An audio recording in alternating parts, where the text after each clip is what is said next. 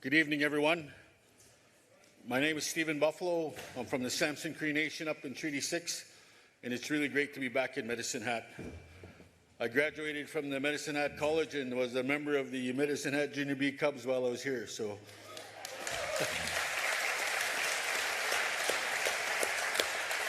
I'm also a proud Albertan, proud to be on the Alberta Next Panel. And today, on this beautiful day, we acknowledge that we're here gathered on the Treaty 7 and Treaty 4 territory, the ancestral homes of and trade routes of the Cree, Dene, Métis, Blackfoot, and Nakota Sioux.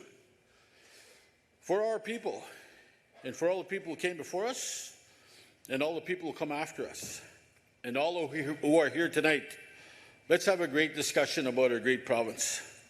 And right now I want to introduce a former teammate of mine.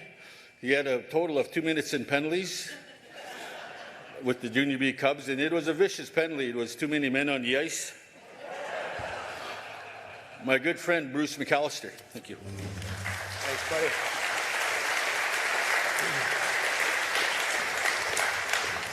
He's too big to argue with, so I got to take that every time he says it. It's not really true. Good evening, everybody. Great to see you all here tonight. My name is Bruce McAllister. I'm happy to help moderate tonight. I'm a Medicine Hat boy, so it feels really good to be home. Learned to play hockey next door. You know, the first time I was in this building was the early 80s. I lined up after school at Crestwood School to get ringside seats to watch a cage match between Davy Boy Smith, the Dynamite Kid, and Bad News Allens. Anybody remember Stampede Wrestling way back when? That was the early 80s, I think, 83 or 84. Anyway, it's really cool to be back here in Medicine Hat. Do you know the Premier is here this evening with us tonight?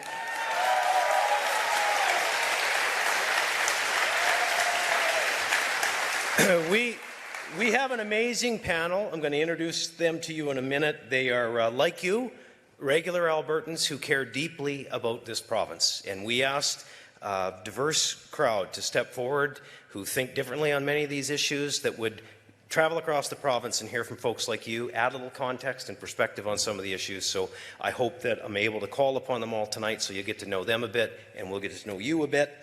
A few housekeeping rules that I'll run through. I know most of them don't apply to the great majority of you, but I have to say them anyway. Number one, we ask everybody to be respectful when you come to the microphones, which probably goes without saying. No disrespectful language or anything like that. Second point, we ask that you limit yourselves to one question. We've got 6 or 7 topics that we'll run through, and then we've got some time at the end for anything else that might be on your mind in our relationship with Ottawa that we can address. So we ask the questions are on topic, and I'll explain how that goes in a bit. We'll play a video, we'll talk about that one, and then we'll move on to the next. So before I explain all of that, I do think it's important that we meet the panel. So why don't we start with our Premier, Danielle Smith, the Chair of Alberta Next. We have MLA Brandon Lunty with us tonight. Hey, Brandon. MLA Tara Sawyer. Newly elected MLA in Olds, Didsbury, Three Hills. Dr. Benny Zhu is a registered acupuncturist for the last 30 years. We have Stephen Buffalo, my former teammate, President, CEO of the Indian Resource Council of Canada. By the way, Stephen's a scout for the Lethbridge Hurricanes, and he chose to be here tonight instead of watching Lethbridge lose to Medicine Hat tonight. Minister Rebecca Schultz is here, our Environment Minister in Protected Areas. Dr. Trevor Toome at the University of Calgary, an economics professor. The man knows numbers, I'll tell you that. Honourable Bruce MacDonald, former Alberta Court of Appeal Justice from 09 to 23. Dr. Aiken Osakwati, a family and emergency doctor in Didsbury. Melody Garner Skiba. Let me tell you, nobody knows agriculture like this lady in the food supply. We'll hear from her tonight. Sumita Aman, the chair of the Premier's Council on Multiculturalism, is on the panel. We have Andrew Judson from the Fraser Institute on the panel as well. And as I said, we have a few that aren't here this evening, but before we get started, I think it's appropriate that we ask the Premier of this province to come up and say good evening and set the scene for us. Premier?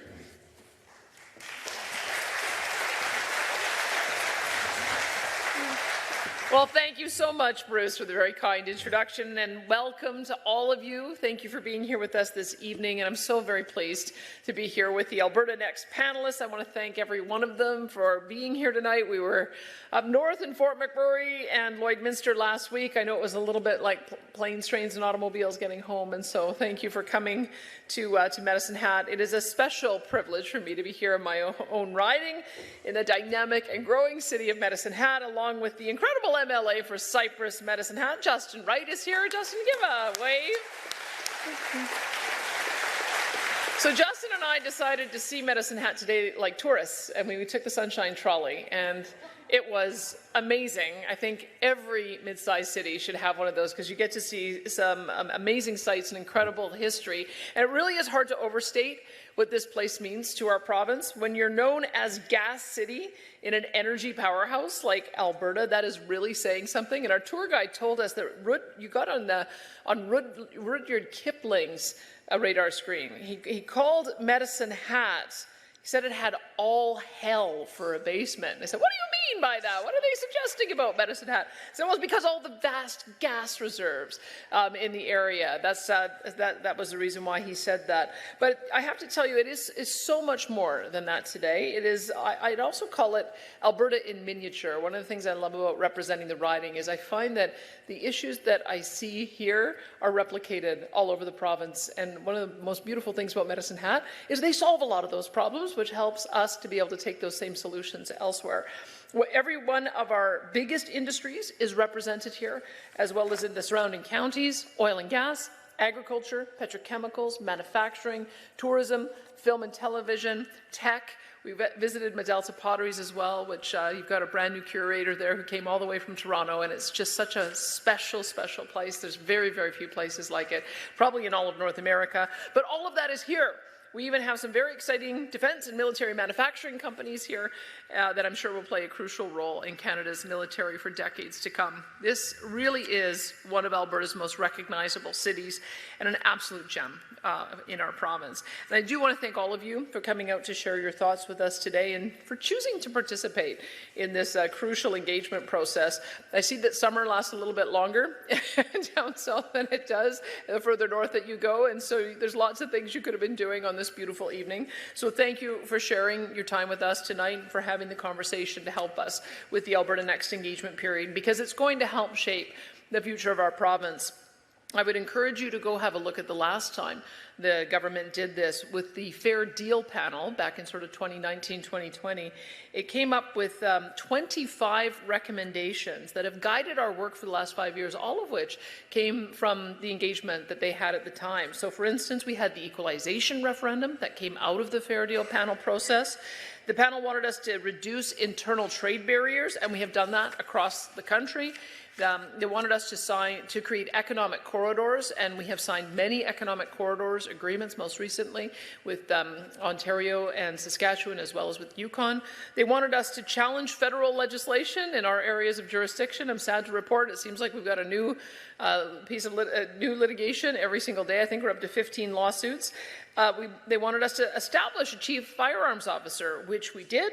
Create a presence in Ottawa, which we have. We now have an office in Ottawa.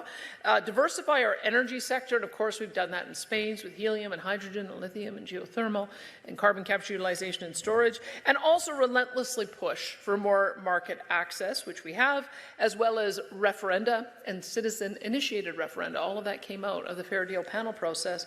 And so that is just an example of the kind of ideas that can come from this kind of process. For the last 10 years, of course, we all know that Ottawa has taken direct aim at Alberta's core industries, from Bill C-69 to the tanker ban, the oil and gas emissions cap, which we know works as a production cap, the net zero mandates on electricity and also vehicles. In just the last 10 years alone, we calculate that more than $500 billion in global investment capital destined for our resource sector has disappeared costing us hundreds of thousands of jobs and hundreds of billions in GDP and resource royalties that we could have otherwise used for healthcare, for education, and for public infrastructure. If Canada is to be a strong and unified country, it must include a strong and sovereign Alberta within a united Canada, able to pursue our own potential without being held back by our own country. Regardless of what each of us thinks about these issues or which path that we think is best, we Albertans must be able to respectfully debate and discuss the issues here with our friends and our family and our neighbours. And I know that if we do that, in the end, our province will find the very best solutions to the immense challenges that we face and come out stronger and freer than ever. I will always put my faith in Albertans to find the right path. I trust you, and I am looking forward to hearing all the great ideas that you have tonight. Thanks once again for being here with us. Thank you,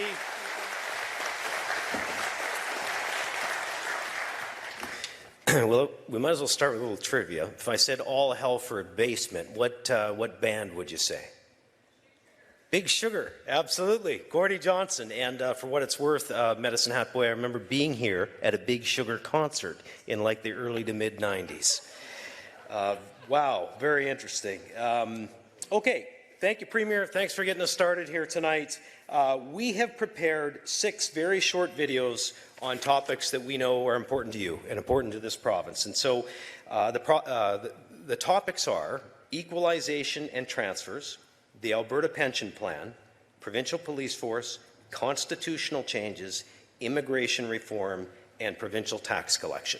And if you have concerns with anything else to do with Ottawa that didn't fit in there, there'll be time at the end and we'll address those too. But here's how it's going to work. So we will play a video of one of those topics. And while that video is playing, if that's the issue that you want to speak to, there are 2 microphones here. Just line up to the mic and we'll call on you after the video. You can ask a question or you can just make a comment if it's something that you want us to know. Like what we're trying to do, obviously, is gather feedback from Albertans as to what we might do about the situation with Ottawa. So if you have topics that are of concern on other issues, which people always do, this is Alberta Next, so this is about the relationship with Ottawa. We're not going to get into those tonight.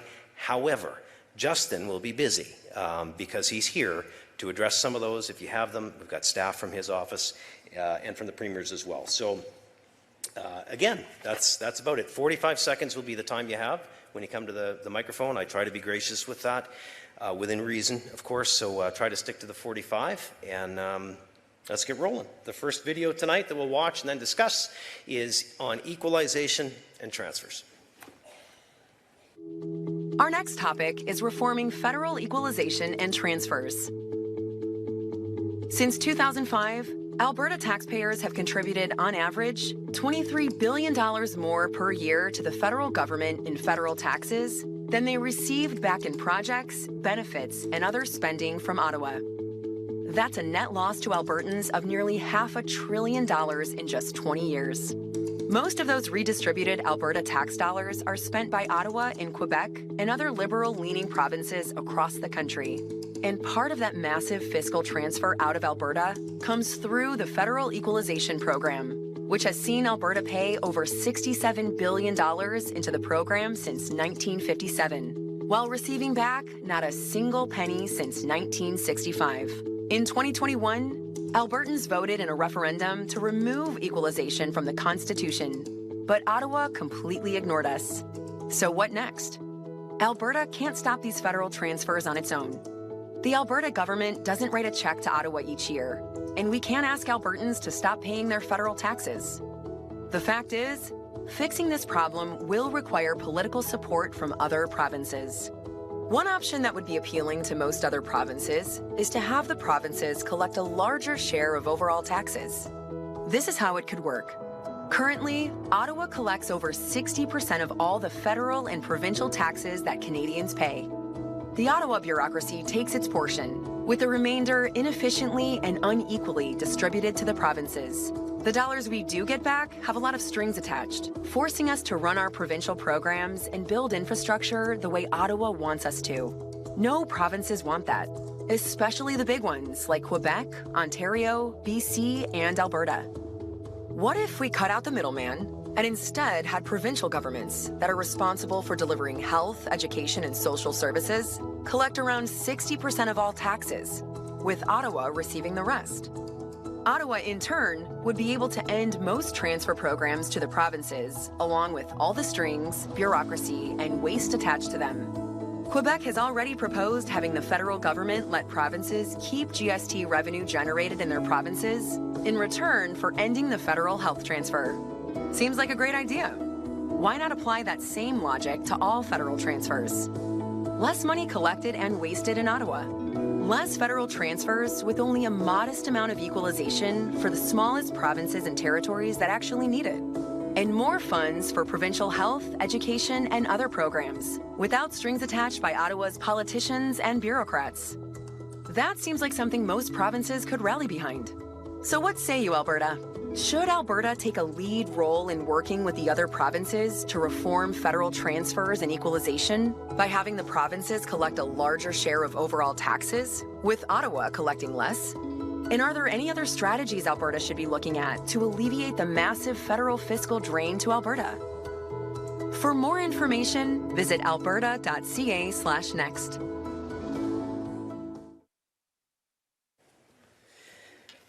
Okay, that's the first topic of the evening. So again, we'll ask you to line up at the two microphones, and we'll get through as many as we can.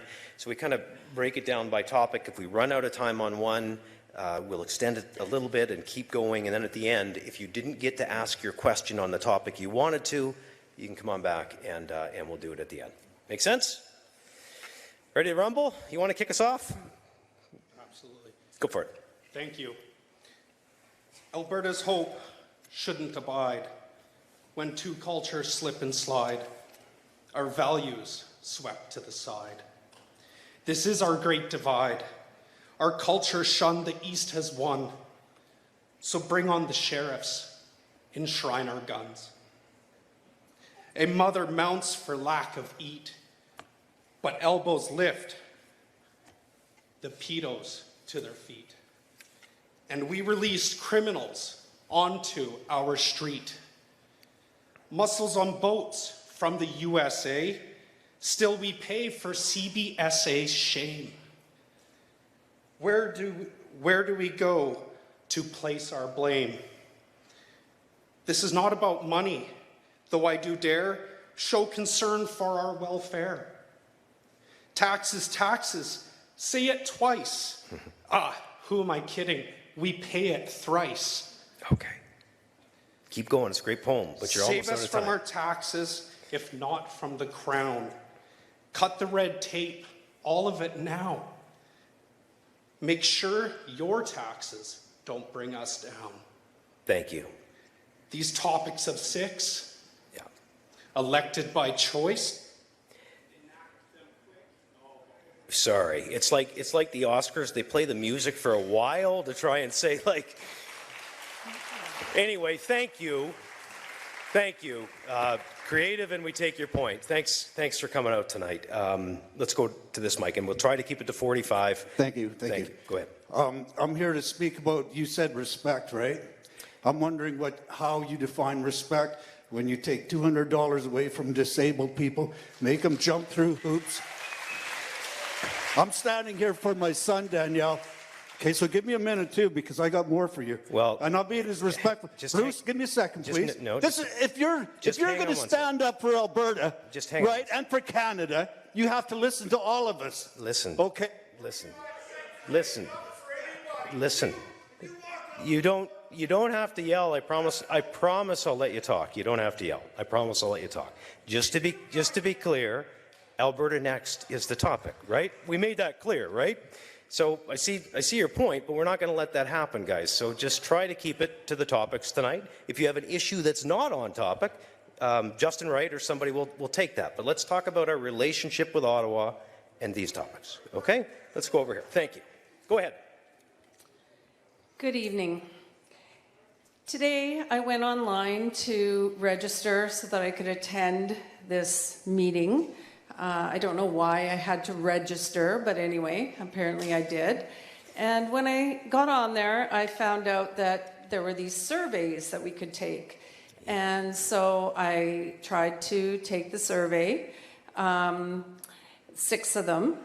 And it was difficult because you just had these arrows which had to be pressed, and you had to watch these propaganda videos before you were allowed to actually express your opinion on the questions that were being asked. I was quite upset with being forced to sit through this propaganda. So can I ask you a question? On this particular question. On equalization and transfers? On equalization and transfer, I wish I had counted how many times the word Ottawa was used in this little presentation that, again, we were forced to sit through. Oh, okay. And I'm getting tired, Ms. Smith, of listening to... All right, thank you. Thank you so much. Like, I know it's not hard, right? Like most everybody understands. 45 seconds, make a comment, ask a question. Let's try it over here. Thank you. I do have a question. Good.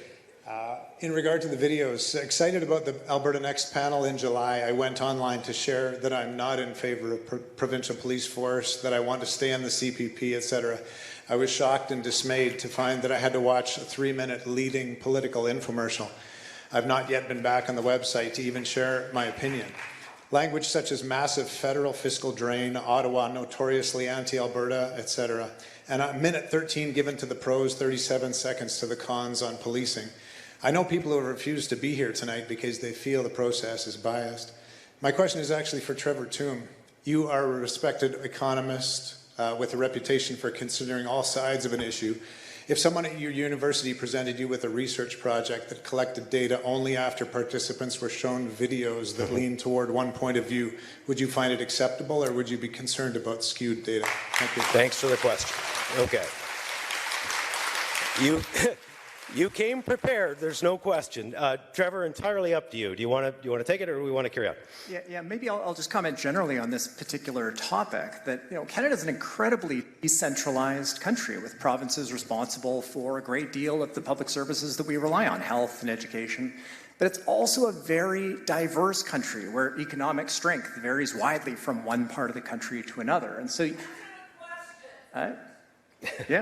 you inevitably have redistribution through the federal budget. If you have uniform taxes, higher income locations will naturally pay more because of the higher income and higher corporate profits that exist in those locations. But that doesn't mean that federal policy isn't or is perfect, right? There's always trade-offs that need to be made. And we've been fighting around federal transfers from the very beginning of the country, from the anti-Confederates in 1867 in Nova Scotia, raising significant fiscal concerns, lobbying the federal government at the time to change transfers. We've had other provinces levying or launching lawsuits, British Columbia, Saskatchewan, today Newfoundland and Labrador, around the design of the equalization formula. So having regions raise concerns about federal transfers and seeking reforms to those transfers is entirely normal and a common feature throughout Canadian history. And so I think for Alberta to raise specific concerns around the design of the program is fine and natural, and something that the federal government historically would respond to, right? There are ways to improve equalization, how we treat resource revenues, how we treat hydroelectricity prices in the formula, and the list goes on. And it's forums like this where we can talk about the pros and cons of different ideas, and that's the best way to improve federal policy going forward. Thank you. Here, here. Okay, thank you. Let's go over here. Thank you for this opportunity. As you probably can see, I'm a senior with some health concerns. And over the last 60 years of healthcare, it has gone in several different directions. Back in the 1970s, we had hospital boards that were responsible and accountable to the electors of their districts. Then we went to the regional health authorities because it was going to be cheaper and give us more streamlined services. Then we went to the provincial health board, and it was to do the same thing. That board was fired 2 times. Then we had a CEO, which was also fired. My concern is, how do I vote yes for collecting our taxes and distribute the equalization payments without a detailed plan as how the taxes will be collected, the suggested tax rate, and how the funds would be distributed. Medicine Hat has long been known for the forgotten corner. Thanks, ma'am. Thank you so much. I think we did get to a question there at the end. Okay, so Premier, eventually I'm going to call on you to make a comment on this subject. Do you want to do it now or do you want to wait a minute? Well, I think the question was about the tax collection, which we are going to see a video on to kind of scope out what that might look like. And so why don't we leave the questions until that segment? Okay, fair. Over to this microphone. Hi, I'm a little overwhelmed. Everyone comes here with a written question. I'm just heard about this whole thing about an hour ago. So my question is, how soon can equalization actually be ended? Because I want it gone. I'm actually tired of it. I don't think it's fair. I appreciate everything that you do for this province. I'll be voting for you next election, most definitely. Can it actually be ended? Because I'm like, what's the word? I just don't feel it can actually happen. Ottawa has such a grip over us. It seems like there's nothing we can do. I don't want to say hopeless, but like it seems that way almost. You strike me as somebody that has faith. Yeah. Huh? Okay, Premier, do you want to weigh into that debate some? Well, jumping off what Trevor Toome was saying is that if you look at all of the responsibilities the provincial government has and the cost of delivering those programs, it's about 70% of all tax revenues raised. But we only have authority to raise about 40% of all the tax revenues raised. The rest goes to Ottawa, and then Ottawa makes political decisions about how and when to transfer it back and whether to transfer all of it back. That's what we're talking about in this video, is can we get a better alignment? And there have been different policies proposed in the past about how to transfer tax points so that you'd have better alignment, that we'd be able to use our own source revenue and rely less on transfers. The last proposal I saw was the federal government just transferring the GST to each of the provinces, which at the time would have been roughly equivalent to the amount of the federal transfers that we receive. I know Quebec is interested in having that tax point transfer discussion. BC, Newfoundland and Labrador, and Saskatchewan are. So we're beginning to get enough provinces. If you wanted to change it in the Constitution, you'd need 7 out of 10 provinces representing 50% of the population. But if you had some agreement among the provinces that we could do it a better way, that is how it has been changed in the past. It hasn't been changed since 2007, so it's probably time to do a major redo over how it's done. Excellent. Great question. Thank you. Let's go. We're going to work on it over here. Yeah, he kind of took a little bit of my question, but I'll see if I can build on it here a little bit. Okay. In your video clip, you're saying that we're looking at getting less transfer payment, not so much. But my question is, why can't we just go to zero and just take care of ourselves? You know, it's like then the authority that the feds are having, let's take it. You would like to see us play more hardball, right? Well, yeah. Look at the look at the European models. They're all different countries. Yeah. Okay, and they all look after themselves. Gotcha. So, let's do it. Let's see if the Premier wants to take that. I think he kind of did in the last one, Premier, but do you have anything to add? I did. I mean, the reason you can't do it without the federal government agreeing to vacate some of that tax room is they now transfer us $12 billion a year because they overtax and then they trickle money back. And so we would need to have an agreement with them that they would reduce their taxes so that we can collect it, and then we would end the transfers. That's what we're talking about, and I think other provinces are interested in having that same conversation. Thank you. Let's go over here to this next microphone. Good evening. I'm from one parachutist to another. I certainly don't speak on behalf of all veterans, but I'm curious. A long time ago, I remember jumping over a drop zone in Edmonton. I was with 49 other men, and the last thing we had on our minds was whether Manitoba had a greater gross domestic product than Prince Edward Island or who got what. We were young, but I'd like to know, at that time, we all felt part of the same team. I was the only Albertan on board.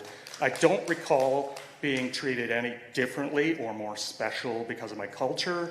The fact that I come from a province with a lot of oil didn't seem to make a difference. Why does it make a difference since 1978? Okay. So I can probably, I mean, I might dispute a little bit about whether these things used to matter. I mean, Brian Mulrooney lost government in part because of the CF-18 contract, which everyone agreed probably should have gone to Manitoba, and ended up going to Quebec instead. So those are the kind of things that have caused tension, is the unfair treatment of the regions. They've caused tension ever since we became a province. And I think we've just gotten to a point now where when you look at the last 10 years of policies that target our oil and gas industry, that's why the level of tension has gone to a level that I haven't seen it in a long time. It's part of the reason why we're trying to figure out what the solutions are. Okay, one more on this one before we go to the next video, and I think it's over here. Hello. I'm not an accountant, so I'm sorry, I don't really catch what's going on here with the transfer payments, this little video that we saw. Maybe if we had something sent to us that laid it out, people would understand it better. We would maybe understand what you're trying to do. But coming here today also concerned me that I was asked for ID when I came to the door. Like, why? What are we doing? I have to show ID to come in here and apply to get a ticket online. Is this not a free country? Well, it sure is, sir. We sell so many seats, and then we save them for the people that are RSVP'd. But you know what? Let people come in. Okay. Let people come in. Let them come in. Do you have a comment on equalization? Well, I do. I said I don't understand the little video. Thank you. Awesome. Yep, just did. have a seat. Okay, so this is what will be interesting. Now, we know who came to the microphone, but watch how this question goes. Okay, we're going to ask a straw poll, and then we'll take the result, and then we'll go to the next video. So the question is, should Alberta take a lead role in working with the other provinces to reform federal transfers and equalization? Who thinks we should? Who thinks we shouldn't? Amazing. Okay, let's look at the next video and then we'll discuss it. If you want to speak to the Alberta pension plan and the possibility of it, you have any questions about what it might look like, that's the next video. Here it is.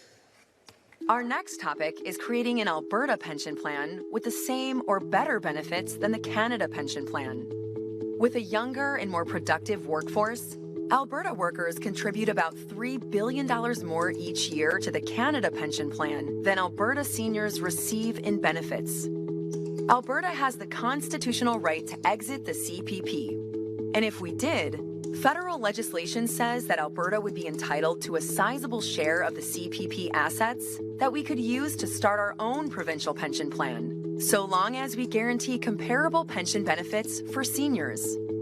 Quebec made the decision to start its own pension plan decades ago, and they have an agreement with Ottawa so that all retirees receive their full pension benefits, whether they worked in Quebec, retired there, or some mix of both. Alberta could negotiate a similar arrangement with Ottawa if we created our own pension plan. There are more factors to consider as well.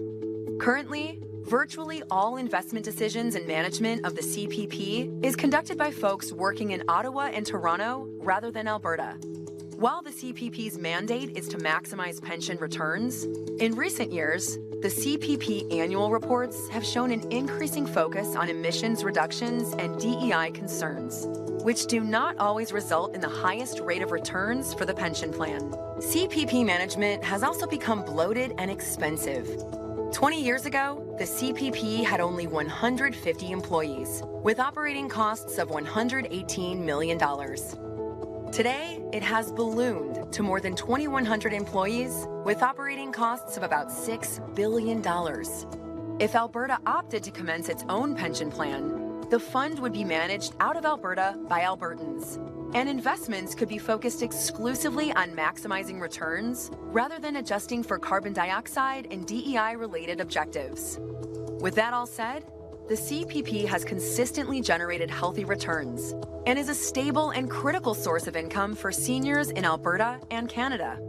So, what are the benefits of Alberta choosing to withdraw from the CPP to create its own pension plan? 1. A big upfront payout. Alberta would get back a significant lump sum by exiting the CPP. The chief actuary in Ottawa has indicated our share would be at least $140 billion. That's plenty to start and build a strong Alberta pension plan from day one. 2, better benefits for seniors, lower premiums for Alberta workers. Thanks to our younger, more productive population, an Alberta pension plan could result in Alberta workers paying lower pension premiums on their paychecks, or seniors enjoying higher pension benefits, or a mix of both. 3, local control and boosting our economy. An Alberta pension plan would be managed right here at home, creating more jobs and growing Alberta's financial sector. We would also be insulated from the economic and demographic decline in Canada. Our investment decisions could also be steered clear of ideological decision-making and instead remain focused on the long-term rate of return for Alberta pensioners. But there are some risks to consider. 1, uncertain payout. The CPP exit rules aren't clear in the federal legislation, and Ottawa is notoriously anti-Alberta with its decisions. So the size of the lump sum Alberta is offered could be lower than it should be. This could result in a lengthy court battle with the federal government, and it could lower our ability to increase benefit payments for seniors or lower premiums for workers. 2, long-term risk. As with any pension plan, if the plan is mismanaged or Alberta's economy and demographics fall behind Canada, premiums would have to rise in the future in order to guarantee our seniors the same benefits they enjoy today under the CPP. Regardless, as with Quebec, Alberta's government would still be able to guarantee that an Alberta pension plan provide the same or better benefits to Alberta seniors as they now enjoy under the CPP. 3, portability concerns. The Quebec pension plan and CPP have an agreement in place to ensure pensioners get the same single pension, regardless of where they worked or lived in Canada during their career. Alberta would expect a similar arrangement with Ottawa, but it is not guaranteed. So, should Alberta withdraw from the CPP and use Alberta's portion of the CPP to create our own Alberta pension plan? Or should we continue with the CPP as we do now? We'll do the straw poll at the end of the discussion on a potential Alberta pension plan. And you, sir, start us off with 45 seconds. Go ahead. The province took over provincial pension plans and gave them to AIMCO. AIMCO lost over $1 billion the first year. I don't trust the province to take over my Canada pension plan and do the same thing. So don't touch my pension plan. Thank you. Thank you for the comment. That is exactly how you present your opinion, even when you don't agree. Thank you, sir. Over here. Hi there. I'm a mother of 4. I live locally. I have my own business. I work very freaking hard. I don't have time to be here. I'm also supervising Safe Grad tonight, so I'll be up volunteering until about 3 o'clock in the morning. Hopefully all those kids have fun and are safe.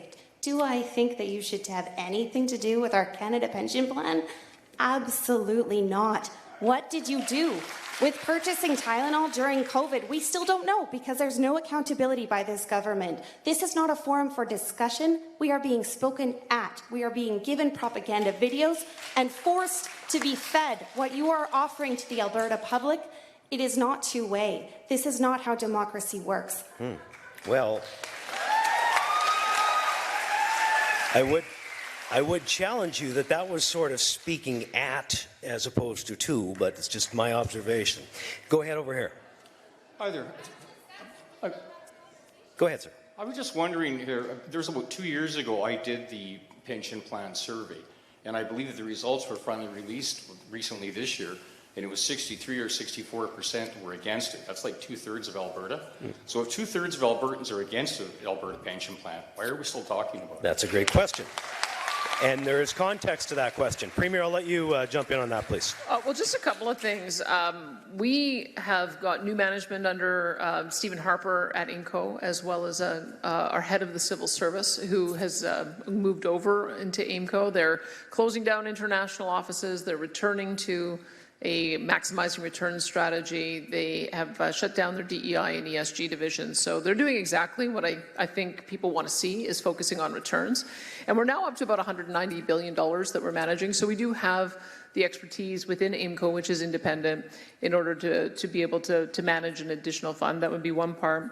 The other question? The question was on survey results from a couple of years ago. Yeah, so like this is it's been difficult for us to really gauge where Albertans are at, because anytime you do a consultation like this, we get people saying do it, and that's what happened with the Fair Deal panel. That's why we went ahead and did the hired Morneau Chappelle to do the survey, and then when we released it, the initial reaction was negative, but there was a huge portion of people that were undecided.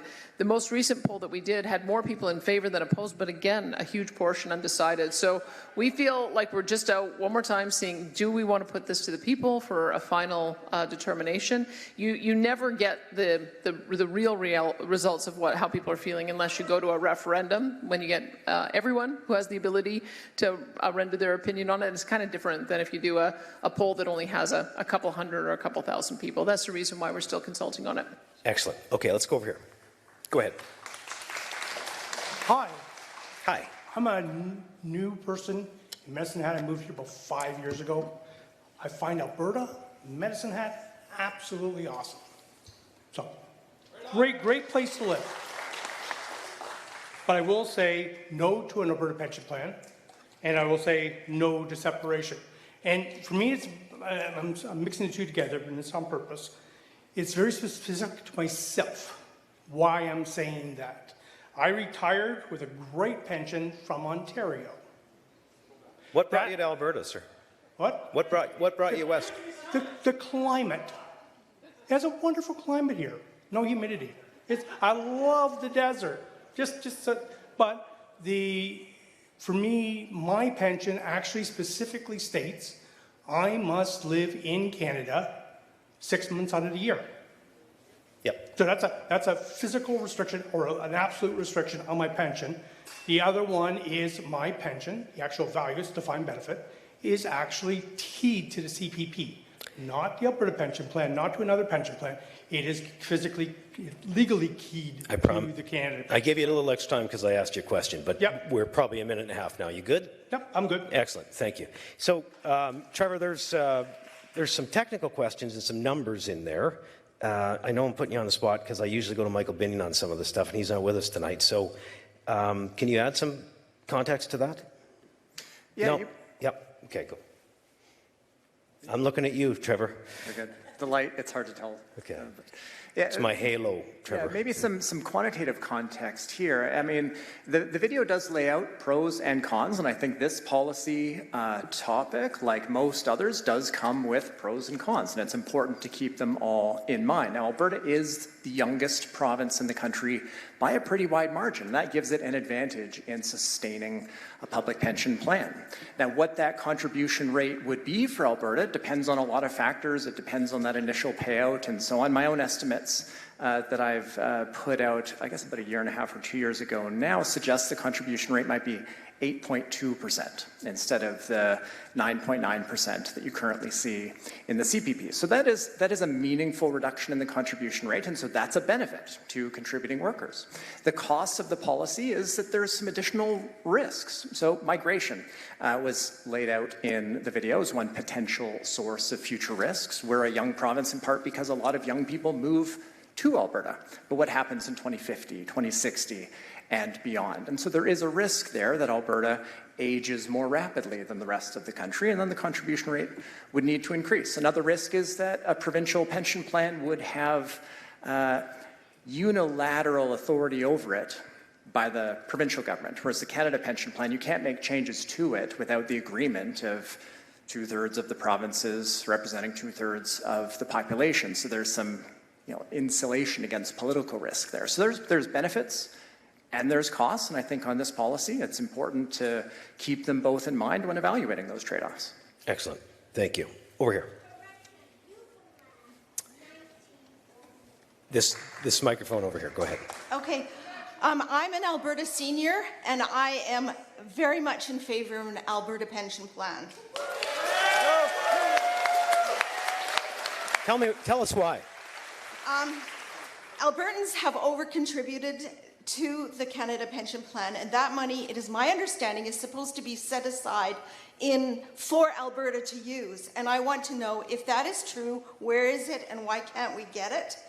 And the return on the CPP is very low, and I think an Alberta pension plan under AIMCO or whoever could only be higher than the Canada Pension Plan. Thank you.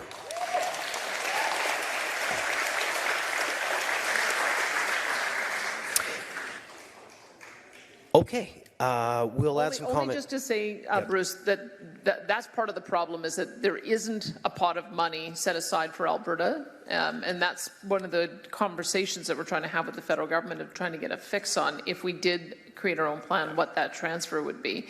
But I know Andrew has a proposal for what we would be able to do to be able to get better returns out of an APP, which is kind of an interesting thought. Maybe he should go into that. Andrew should, for sure, probably twice on this conversation. Andrew, go for it. Okay, thank you, and good evening, everyone.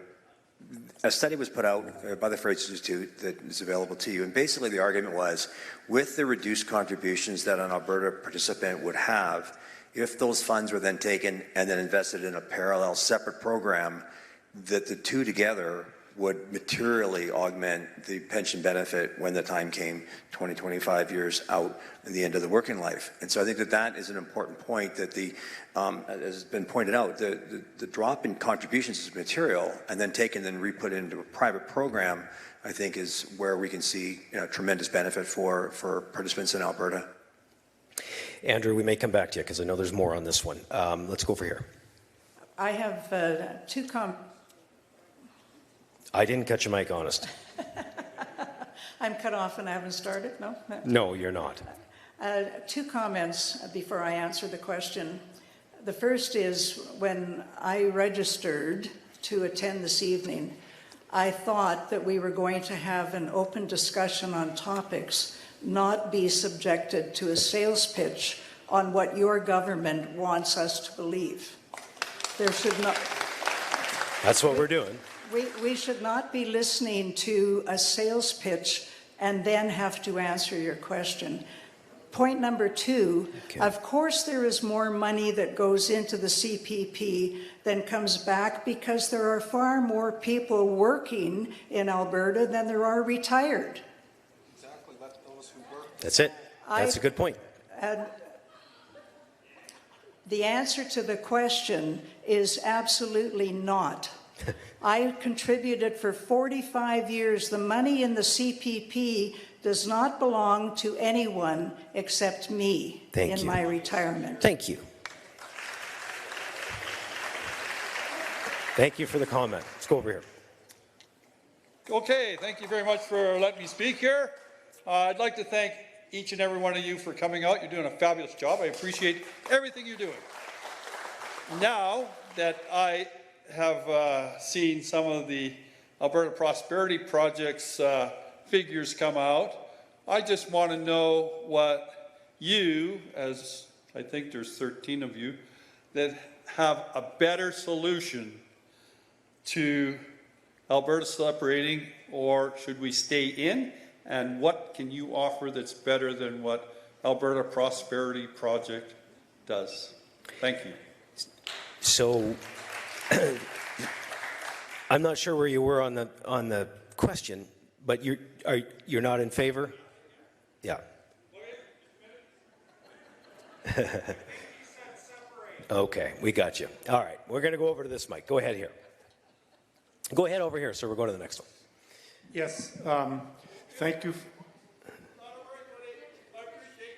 Thank you. Okay, go ahead. Yeah, well, thank you for providing us the opportunity to speak here and to answer some of our questions. My question is, we know that Alberta has been contributing a disproportional amount to the Canada Pension Plan compared to the benefits we receive from the plan. If we were to take our contributions and get all of the benefits of those contributions, why is it so much a concern? I'm asking those, I'm a senior myself and I'm receiving Canada Pension. Why is it so much a concern that we wouldn't be getting as much from an Alberta pension plan compared to the Canada Pension plan? Yeah. Thank you, sir. Andrew and Premier, both of you can probably add to this one. Well, I would say that if we're paying in $9 billion in premiums and our seniors are receiving back $6 billion in benefits, that's $3 billion year after year after year that's going to the federal government. That's why that, especially as it gets reinvested, that's why our contribution that would come back keeps growing. And it's going to keep on growing if we continue under this scenario for another 50 years. Now it's going to be another $150 billion more that we pay in than we get back in benefits. So that's, I guess, the value proposition is under the rules, you cannot leave the CPP unless you give the same or equal benefits. So that indemnifies and protects every person who's a current recipient. But the question would be is if something happened to change that mix, would that mean that our premiums would go up? I think that's unlikely. I think it's far more likely that we're going to continue on as we are overpaying and having no control over the management expense ratios that they have at the federal level. Andrew, to this point, or do you want to wait a minute? Your call. Well, I just want to state this is obviously a very emotional issue. This has been typical of the kind of conversations we've been having at all of our prior panels.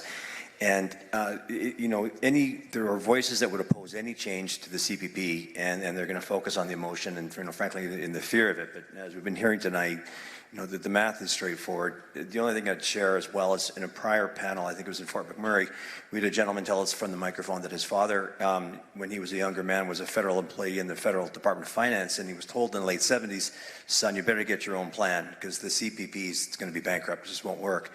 And it turned out not to be the case, and the reason is this province, the energy industry, and particularly the oil sands and the contribution made then. So we've already bailed out the pension once.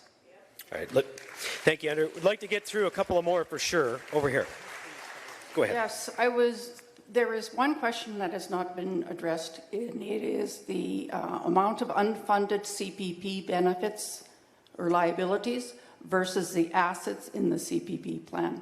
I believe there's two methods of calculation, one based on a closed group and one based on an open group. And a closed base, we are in a $1.1 trillion deficit, from my understanding.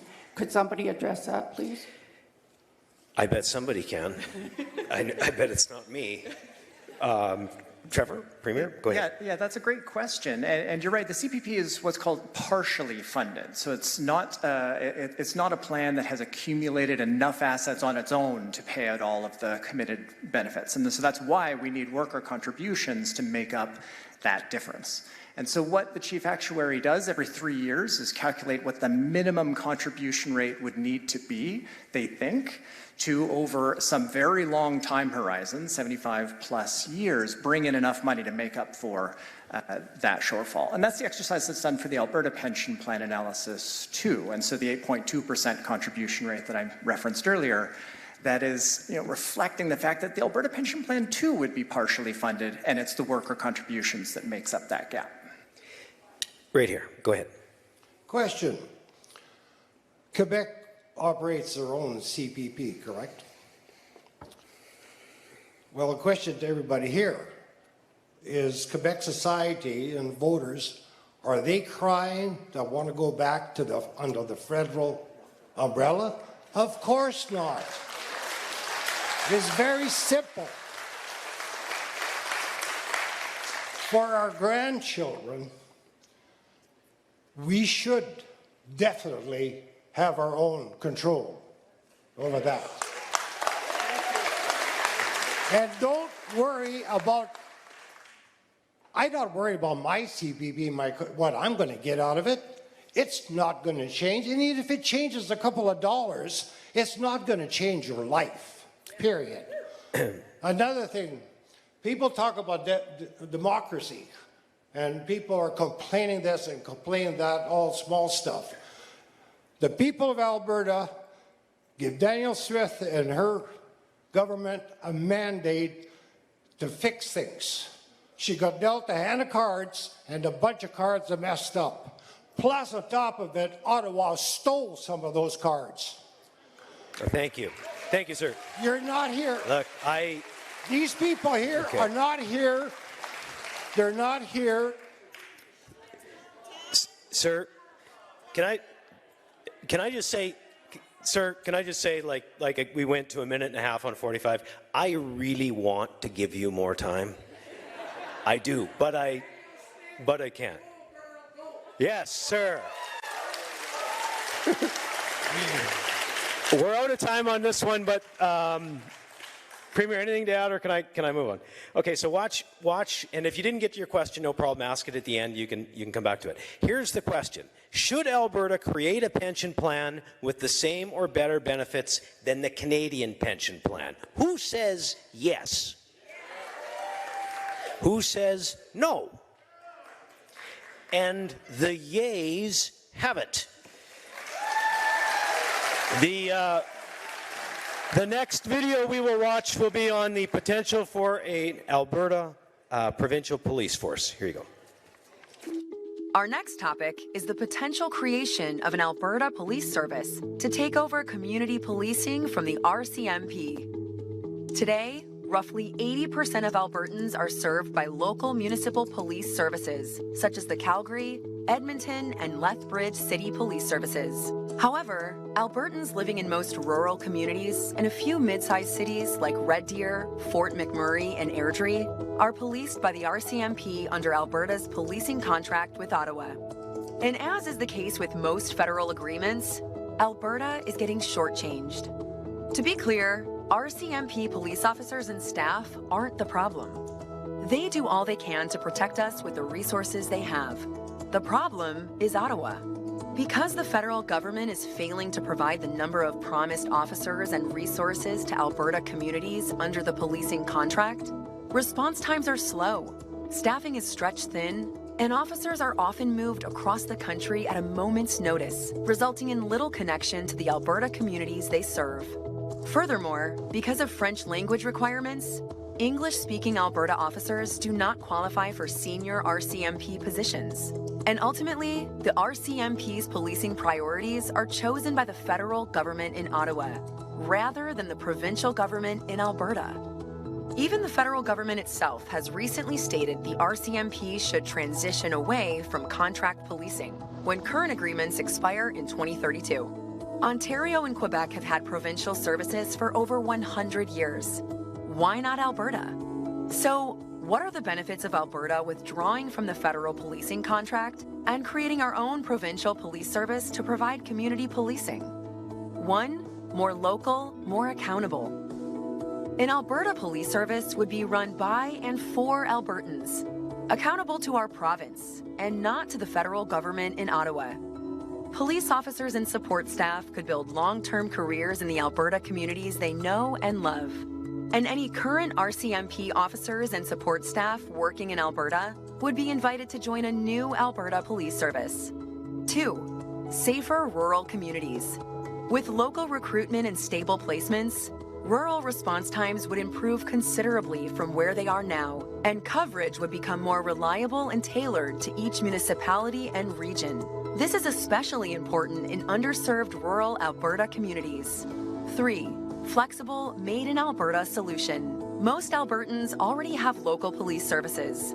The province would assist larger communities like Red Deer, Fort McMurray, and Airdrie to transition to their own police services, while smaller, rural communities would be policed by the new provincial police service. And of course, nothing would change for Edmonton, Calgary, and other communities that already have municipal police services in place. But there are also potential drawbacks to consider.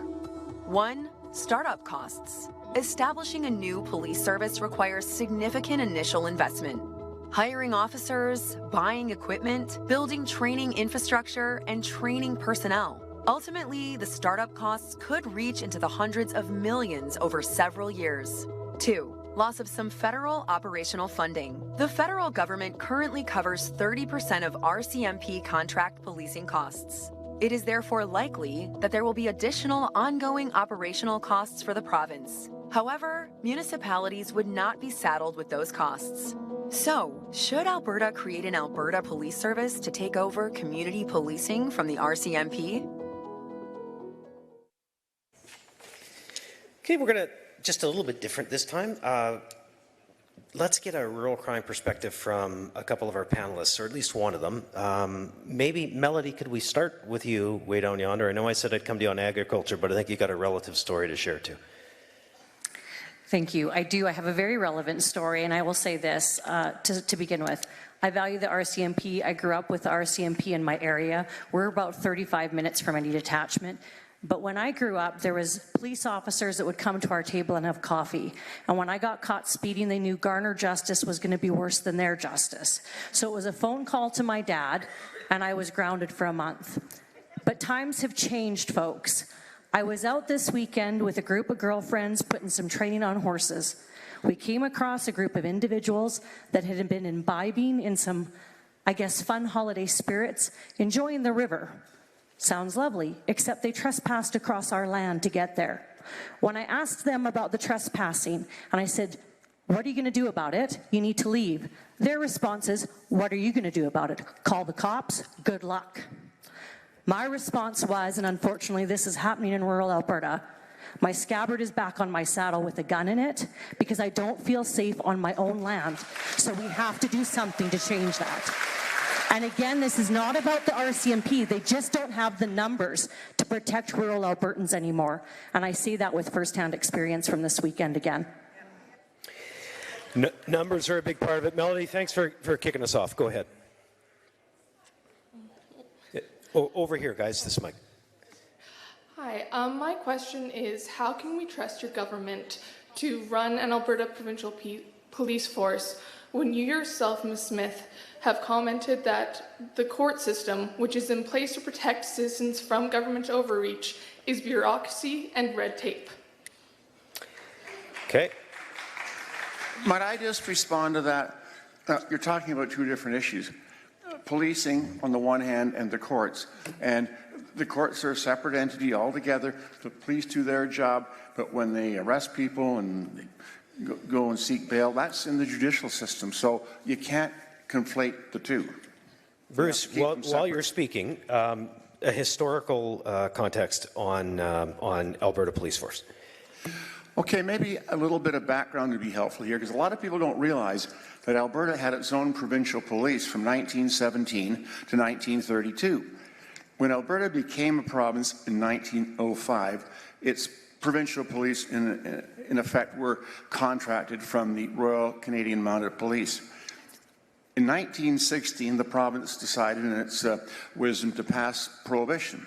And the RCMP were instructed by their superiors in Ottawa not to enforce this provincial law. Well, but the principle, let's just talk about the principle here. So Edmonton thought, well, our provincial police, or people are acting at it, should enforce all the laws. So it got to be quite an acrimonious debate between Ottawa and Edmonton, and then Ottawa decided on short notice to pull the RCMP, citing something to do with the First World War, as if that was going to make any difference. And the province was left on essentially no notice to create its own provincial police force. And they did that, and they had all sorts of challenges initially, particularly with the prohibition law, but the Alberta Provincial Police ended up being a fine force that had the respect of most Albertans. Unfortunately, 1932 comes along, the province is bankrupt, the Alberta Provincial Police had to be disbanded, not because they weren't doing a good job, because they were, but the province was broke. That's how the RCMP got back. But it's clear to remember that Alberta had its own first-rate provincial police force for 15 years. Thanks, Bruce. Okay, this line. Thank you. Thank you, Premier Smith and panel. Appreciate the work that you're doing with police forces. Myself personally, I live in Desert Bloom, and have found out, not myself personally, but a lot of people that live in Desert Bloom, that the response time is about 45 minutes out there for RCMP. Part of the concern with that, of course, is that there's about 5 police that are on covering like 55,000 square kilometers. So it's not just Desert Bloom, it's also Dunmore, Hilda, various places like that that are seeing the longer response time for policing. Couple that with, I'm watching my time, sorry, but couple that with understanding that there will be a time, from what I understand, that the RCMP won't be supporting provincial police. My question is there an opportunity as well for some of the local police forces, say Medicine Hat as an example, to help with a larger area? And, you know, what are some of the plans that way that we could speak to time as well as police forces helping out other greater areas?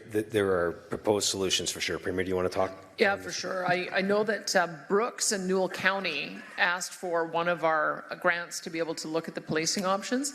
And one of the things was that Medicine Hat Police Service was really, really helpful when there was some card lock theft, that the RCMP said nothing we could do. Medicine Hat Police said, you know what, we actually have some video of these folks. We could probably go after it. And they thought, maybe there is an opportunity for Medicine Hat to become a Medicine Hat regional policing.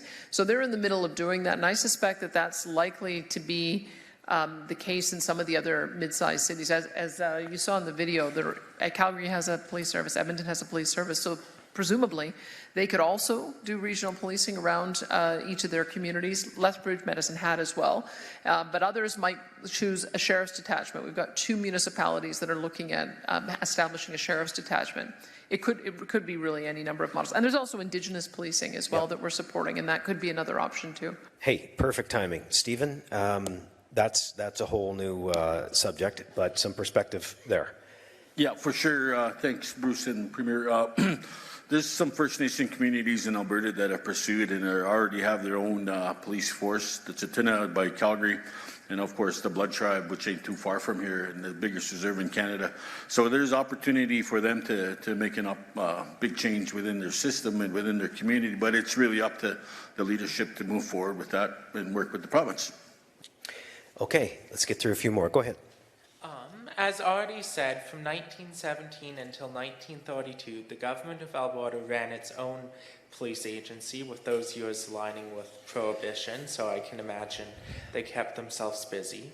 Similarly, many towns and communities operated their own municipal departments, with the town of Redcliffe having one until 1992. In both cases, they were closed for budgetary purposes. What is to stop the province from once again getting in a budgetary blind and choosing to offload policing to others?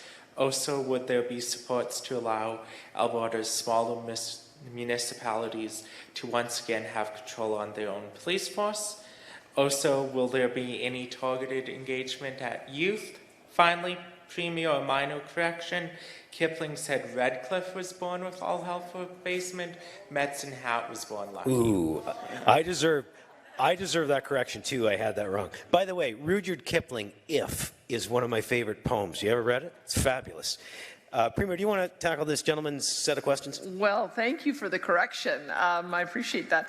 I would say a couple things. We want the municipalities to lead this. So if a municipality wants to develop their own police force, we're providing a grant for them to pursue that. If they want to do regional police force in partnership with others, that's another option. If they want to use an adjacent police force, or if they want to use the sheriff's detachment, those are all options that they can consider, and we do want it to be responsive to them.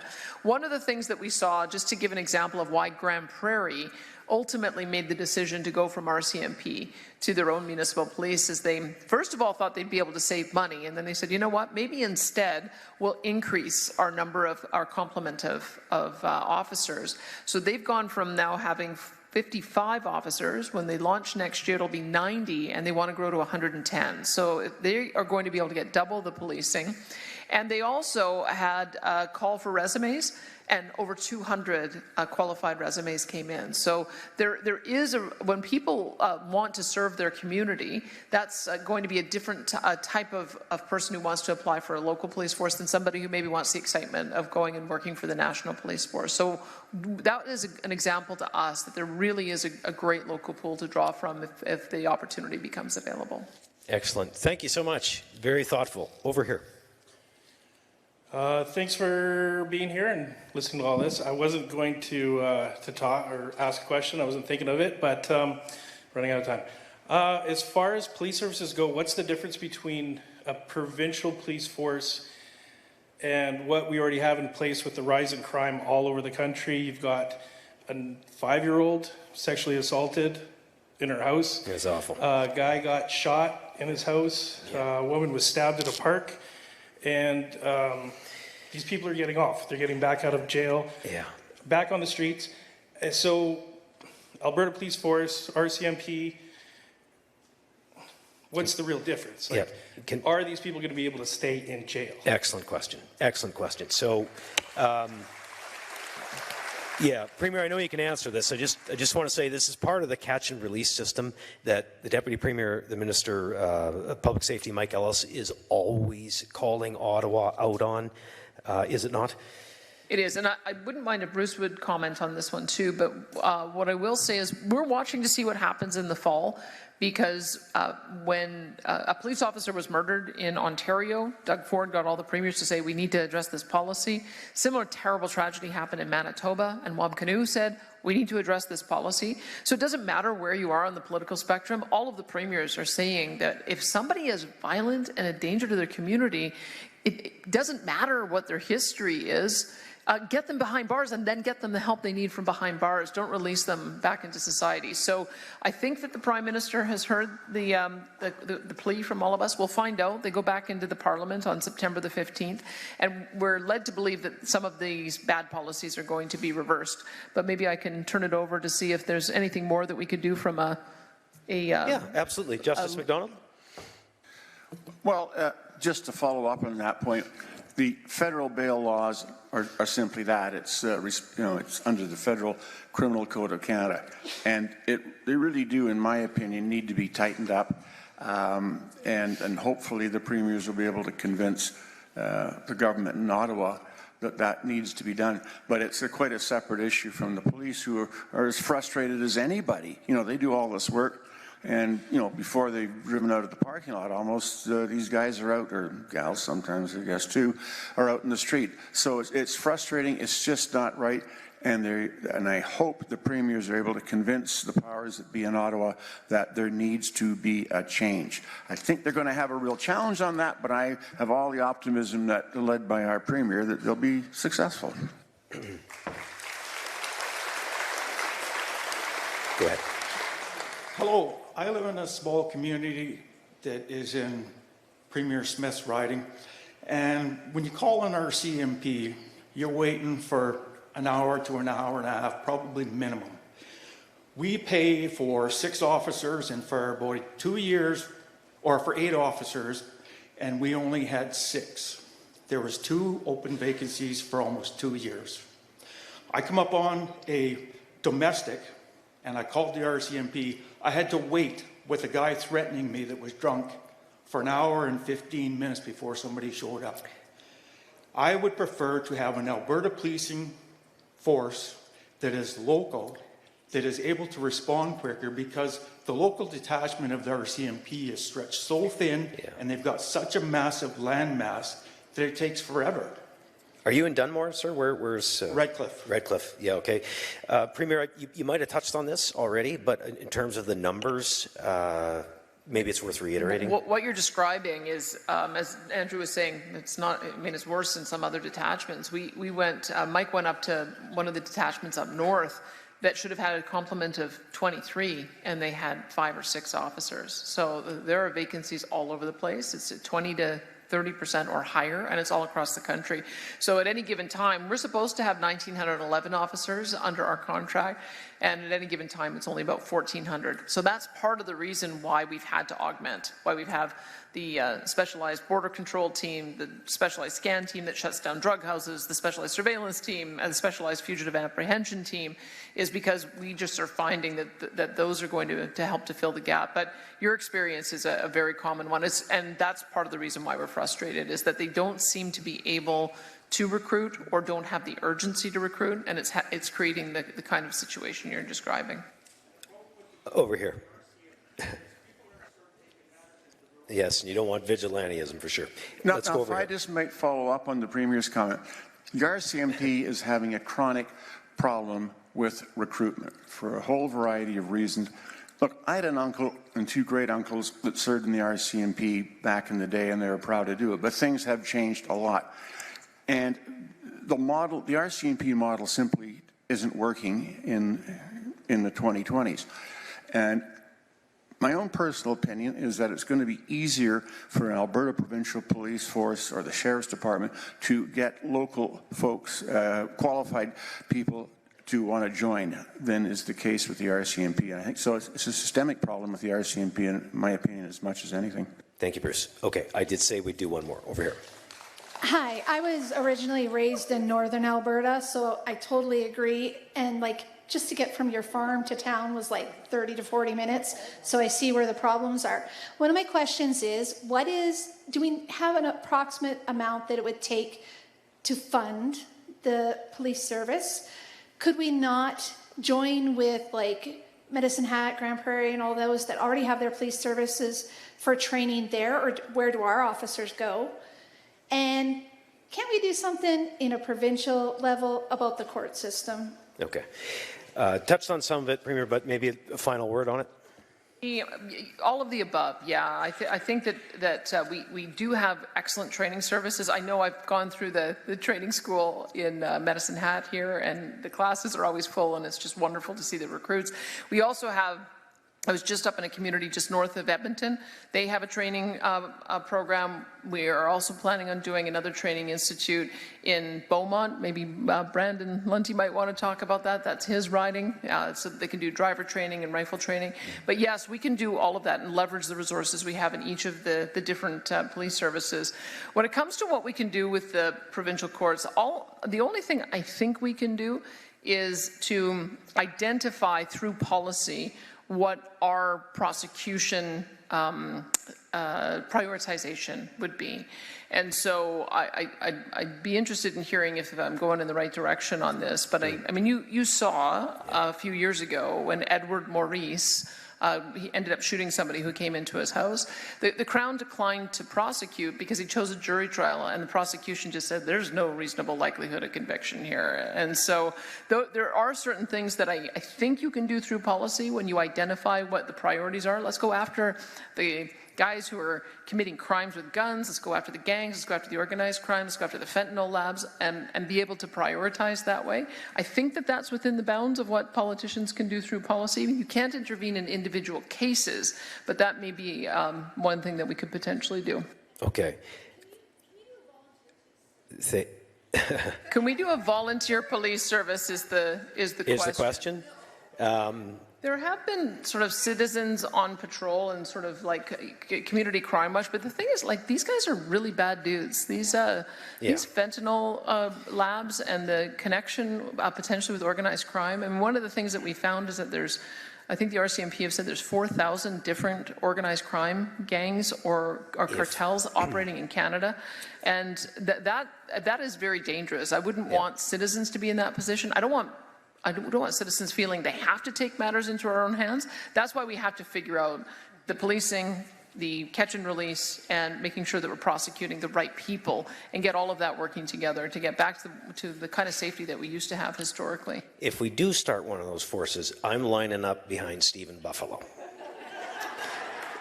That is my plan. I'm telling you right now. Bruce, okay, I'm just going to save your. Sorry, do you want one more comment? Well, I was just going to say the one thing that we didn't touch on that was raised in one of the earlier questions, and Premier, you often do speak to this, is about the white paper that came from the federal government and the reason, and maybe you want to speak to it a little bit more, but essentially they had a white paper come out just in the dying days of Trudeau's prime ministership.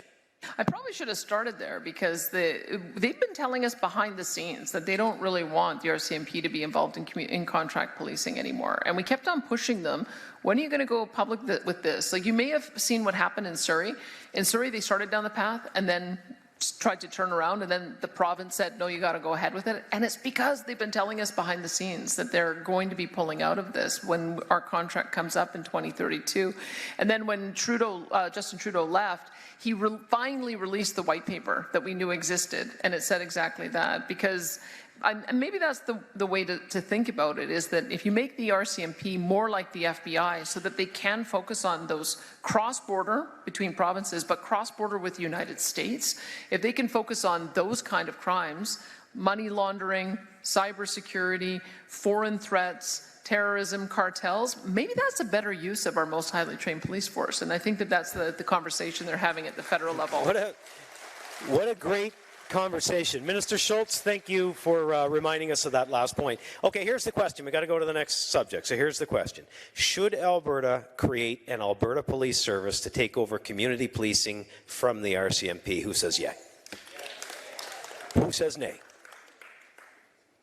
The yeas have it. And I make this point every time we do one of these panels. I know you would all agree. This has nothing to do with the officers and the great people of the RCMP and has everything to do with the bureaucracy and the management of it.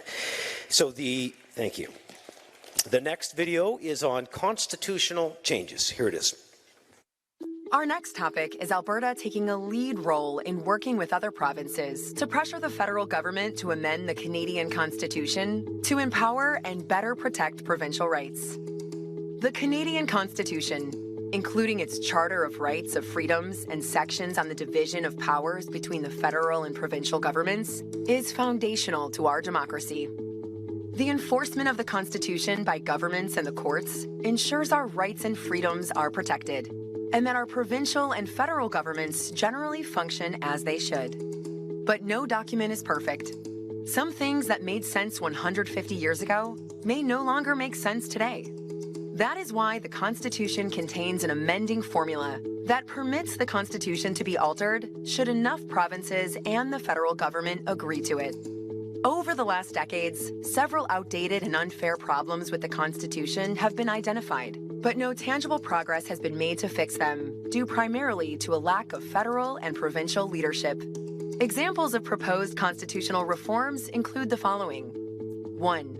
Amending the division of powers to indicate that core areas of provincial jurisdiction, including over natural resources and health, are immune from federal legislation, and to also ensure that in shared areas of jurisdiction, such as agriculture and immigration, provincial laws prevail over federal ones.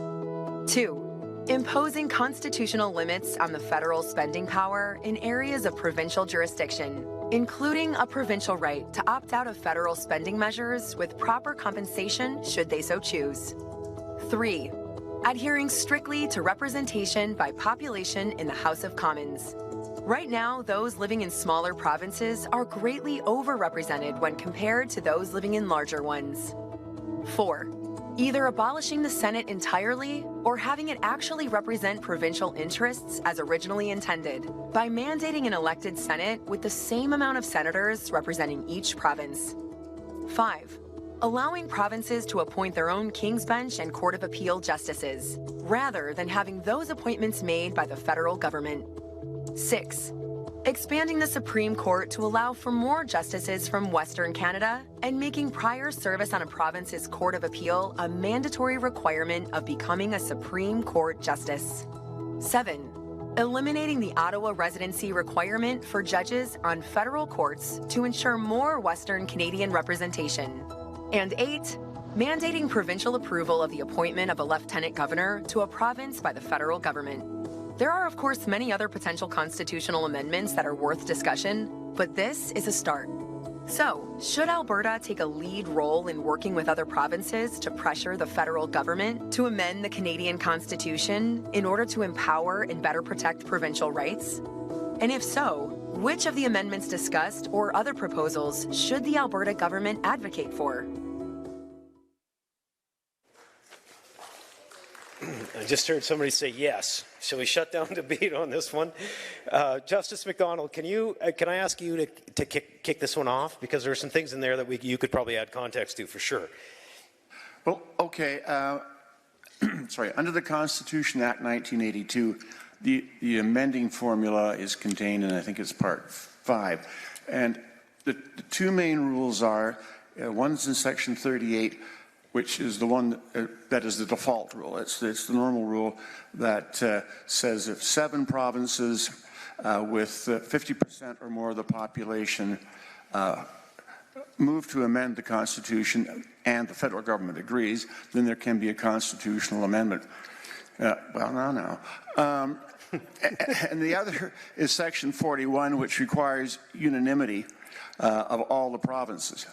Now, I don't want to get ahead of myself here, but hearing a couple of the examples here. The ones, for example, of the provinces should be able to appoint their own Superior Court judges, that is the Court of Appeal and the Court of Queen's Bench.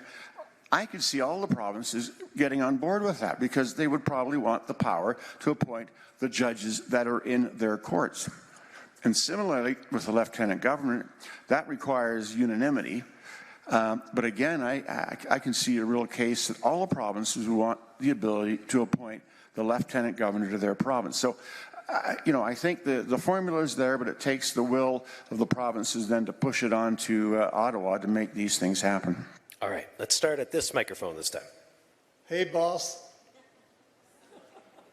The Constitution of Canada of 1982, in the first section, clearly states that the federal government, using reasonable justification, can change the legislation. The federal government has been stealing Alberta's lunch money for 120 years. The other provinces either don't care or are too afraid. So I have an economic strategy for you that will get you a lot of cooperation with the other provinces. Mrs. Premier, take us the hell out of Confederation now. Go ahead, sir.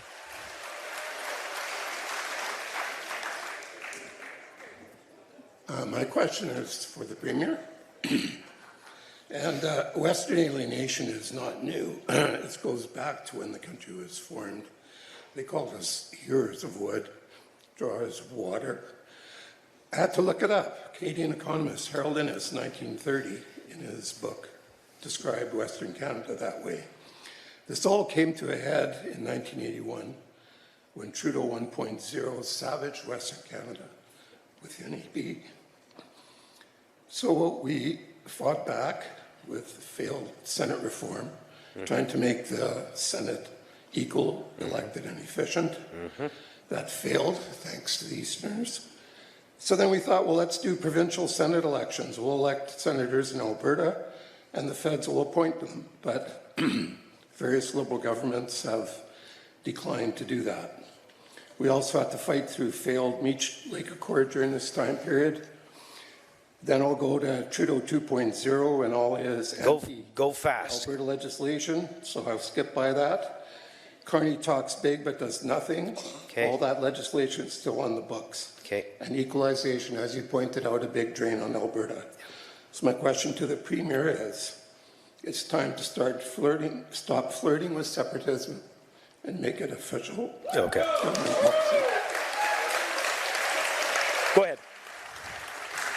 I feel like I should channel Michael Binion here because I think you've very well articulated some of the frustrations that we've had in trying to change the way the country works. But there have been some successes. When you look at what Alberta used to be, we used to be Rupert's Land, and then we became Northwest Territories, and then we became a province, and then we got the Resource Transfer Act.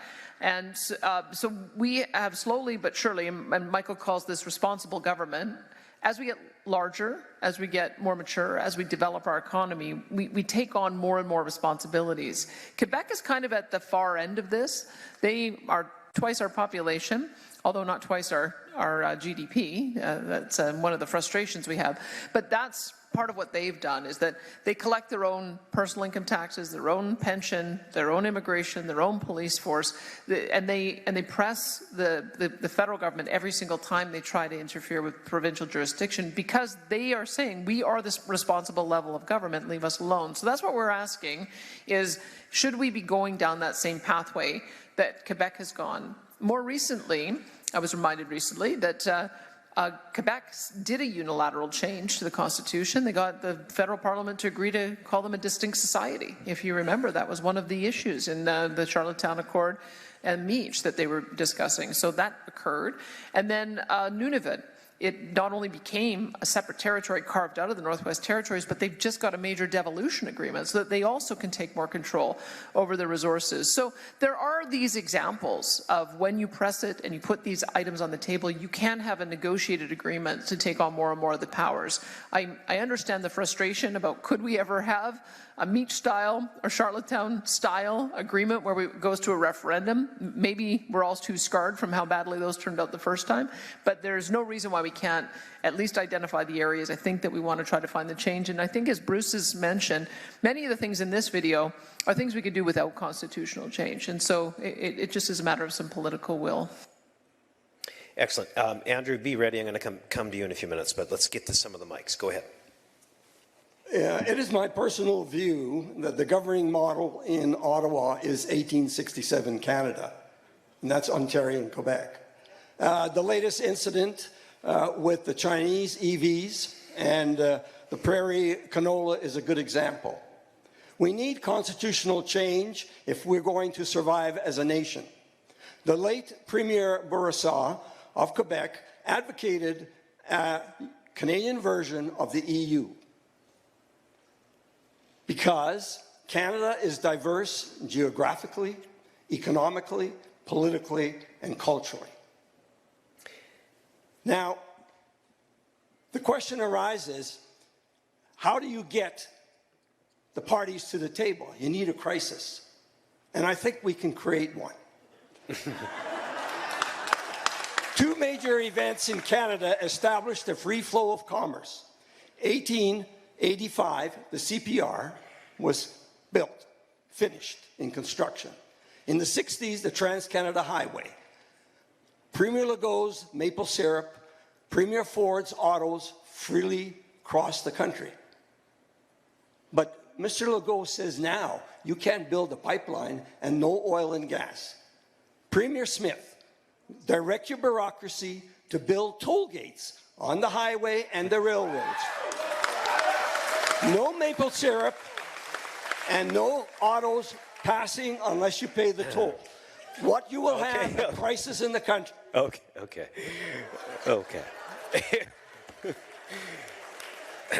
We'll start drafting that policy right away, sir. Nothing could go wrong. Go ahead.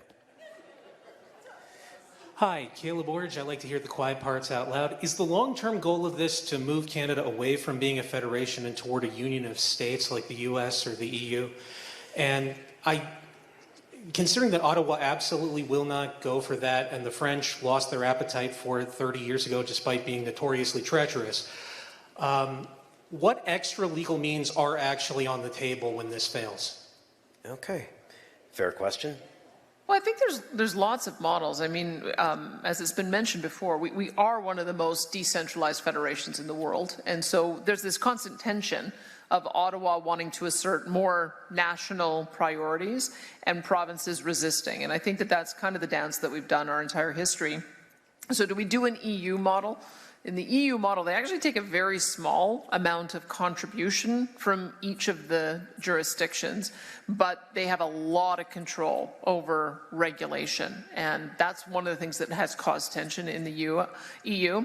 Andrew was just suggesting maybe Switzerland is the model that we look at. If you look at Switzerland, they have a lot of direct democracy. I think they've got 23 cantons, and there's a lot more regional focus on their government. There's lots of models to look at, but I certainly wouldn't give up the idea of decentralization. I think we've got a very decentralized federation, and the question is, should we be taking on more of those powers? Great question, though. Thank you. Over here. Is it on? First of all, thank you very much for what you're doing. It's lovely to see democracy in action. I know it's messy, but it's the best thing we have. Yes, absolutely. My comment about the Constitution, the amending formula is what I chiefly am complaining about. 7 of 10 provinces, never mind the 50%. 7 to 10 provinces means you have to get one of the maritime provinces. They comprise 7% of the entire population of Canada. They're very regional in their outlook, not to blame them, but to try to make sure that one of them comes on side for an amendment is ridiculous. The provinces can discuss with the federal government what changes are, made, and then it should just be a straight vote across Canada. We can elect a federal government every 4 years. Doing that, why can't we just amend the Constitution with the same method? I wish we could amend the federal government we elect every 4 years. Andrew? Well, I was reminded of this last lovely long weekend here in Alberta that in the BNA Act of 1867, we think about the history of this, in the preamble, the foundational document of our democracy and government, in the preamble it says that it's in the interests of the provinces. Like that it's in the interests of the provinces. So I think they may have been an optimist in the federal government at the time, not thinking they would get too far into this, but this whole conversation in 2 down from now, we'll be talking about taxes where this is blurred in a little bit, tax collection. Bringing the federal government back into its lane, reasserting the authorities that are already present for the province of Alberta and all the provinces around these matters, including the amendment formulas that are in place. So reminding the federal government of their obligations of collaboration with us, that it's in the interests of the provinces to form this Dominion of Canada. All right, thank you. Go ahead, sir. Yep. All right, good evening. We've heard tonight several times about cooperating with other provinces, and we've heard about this for, probably years before this as well. You have an NDP government on the west of us. We have one cooperative province to the east of us, Saskatchewan. Beyond that, you've got another NDP.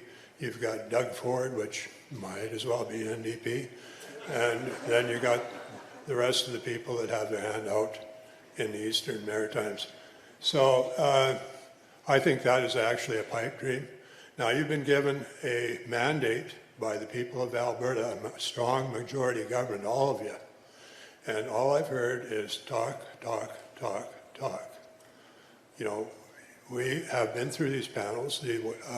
Drew Barnes went through all this in the Kenney government, and they presented their findings. Mm-hmm. And I think this is just rehashing, and are we just going to continue to talk for the rest of your mandate, or are we going to see some concrete steps forward and no more talk? Okay. Thank you. Well, look, I can take that one. All I would say is part of what we're trying to do is find out what's on the mind of all of you. And this gentleman over here said democracy is messy. It is, but it's worth hearing what people have to say. So that's what we're trying to do, trying to get to as many of you as I can. So thanks for your comments. Over here. Thank you. I'm LeVar Payne. I'm the former Member of Parliament for Medicine Hat, Brooks, Tabor, and area. And I'm also on the Premier's board. And I do have some concerns regarding the panel, as stated by the previous individual. And the reason I have those concerns is because Alberta already has the power, authority to start its own pension plan, to start its own police force, to collect taxes, set immigration. However, Alberta has no authority, no ability to actually do anything about equalization or the Constitution. And the reason I say that is because Quebec, Ontario, the Maritimes control the constitutional changes, and they have the majority in the House of Commons and the Senate. Okay. So in terms of the referendum question, I know the Alberta government can confuse voters if in fact they have more than one question on the referendum. So my question is, will Alberta have only one question on the independence of Alberta on the referendum? Thank you, LeVar. Premier? Well, we're waiting to see if either of the petition campaigns gathers enough signatures. I think there's only one that's gathering signatures at the moment.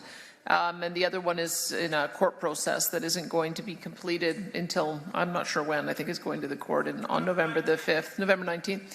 But what we're looking at is, I know, LeVar, you're very passionate about policy, as are most people who get involved in politics. And I would say the ideas that we've put on the table for consultation are ones that have been talked about in political circles for years, probably decades. But I don't know that the general public has really been as engaged in the conversation as those who are really involved in partisan politics. So part of this process is saying, hey, this is what the political folks are talking about. Is this of interest to the general public? And that's what we're trying to gauge by doing the survey, having these kind of forums, is to see if there's an appetite to go forward with any of them. Okay, straw poll question. Should Alberta take a lead role in working with other provinces to pressure the federal government to amend the Canadian Constitution to empower and better protect provincial rights? Yes. Yes. No.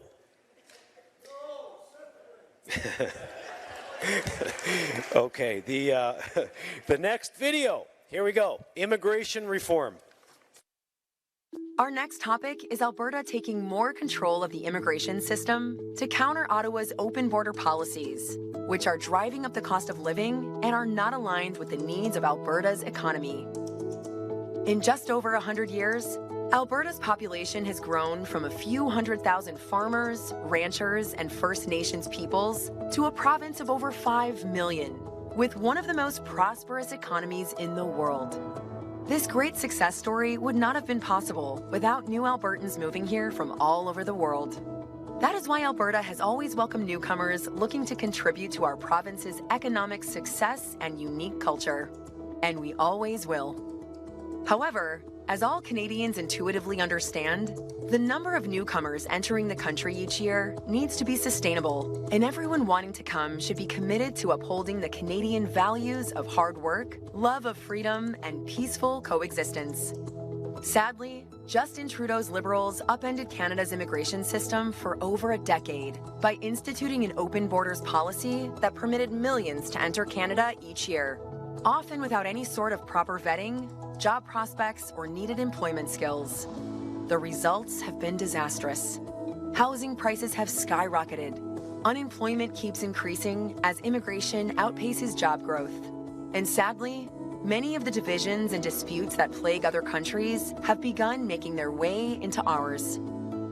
Further, Ottawa has ignored the request of Alberta to cut refugee claimants and student visas, and instead permit Alberta, like Quebec, to select a more sustainable and targeted number of economic migrants better able to contribute to our province's economy.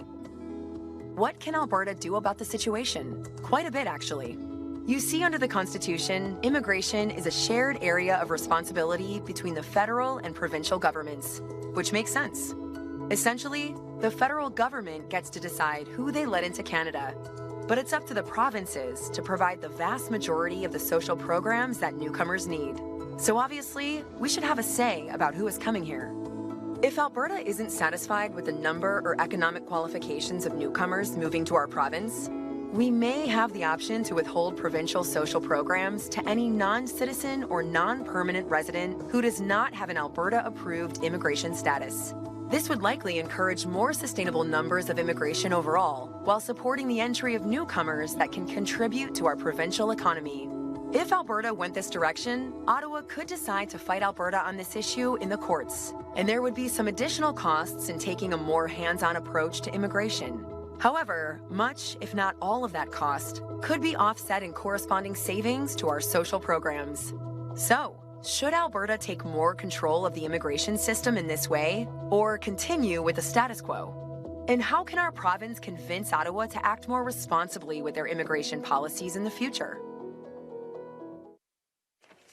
Some panelists we haven't heard from tonight. I promised I wanted you to meet every one of them that's given us their time here for the last couple of months. So maybe I'll ask Dr. Aiken to kick us off on this issue, first generation Albertan. Good evening, everyone. My name is Dr. Aiken Osakwadi. I'm a family doc. I moved into Alberta about 10 years ago to one of the most wonderful towns in Alberta, the town of Oyen. I've got my mayor here, Doug Jones, the awesome mayor of Oyen.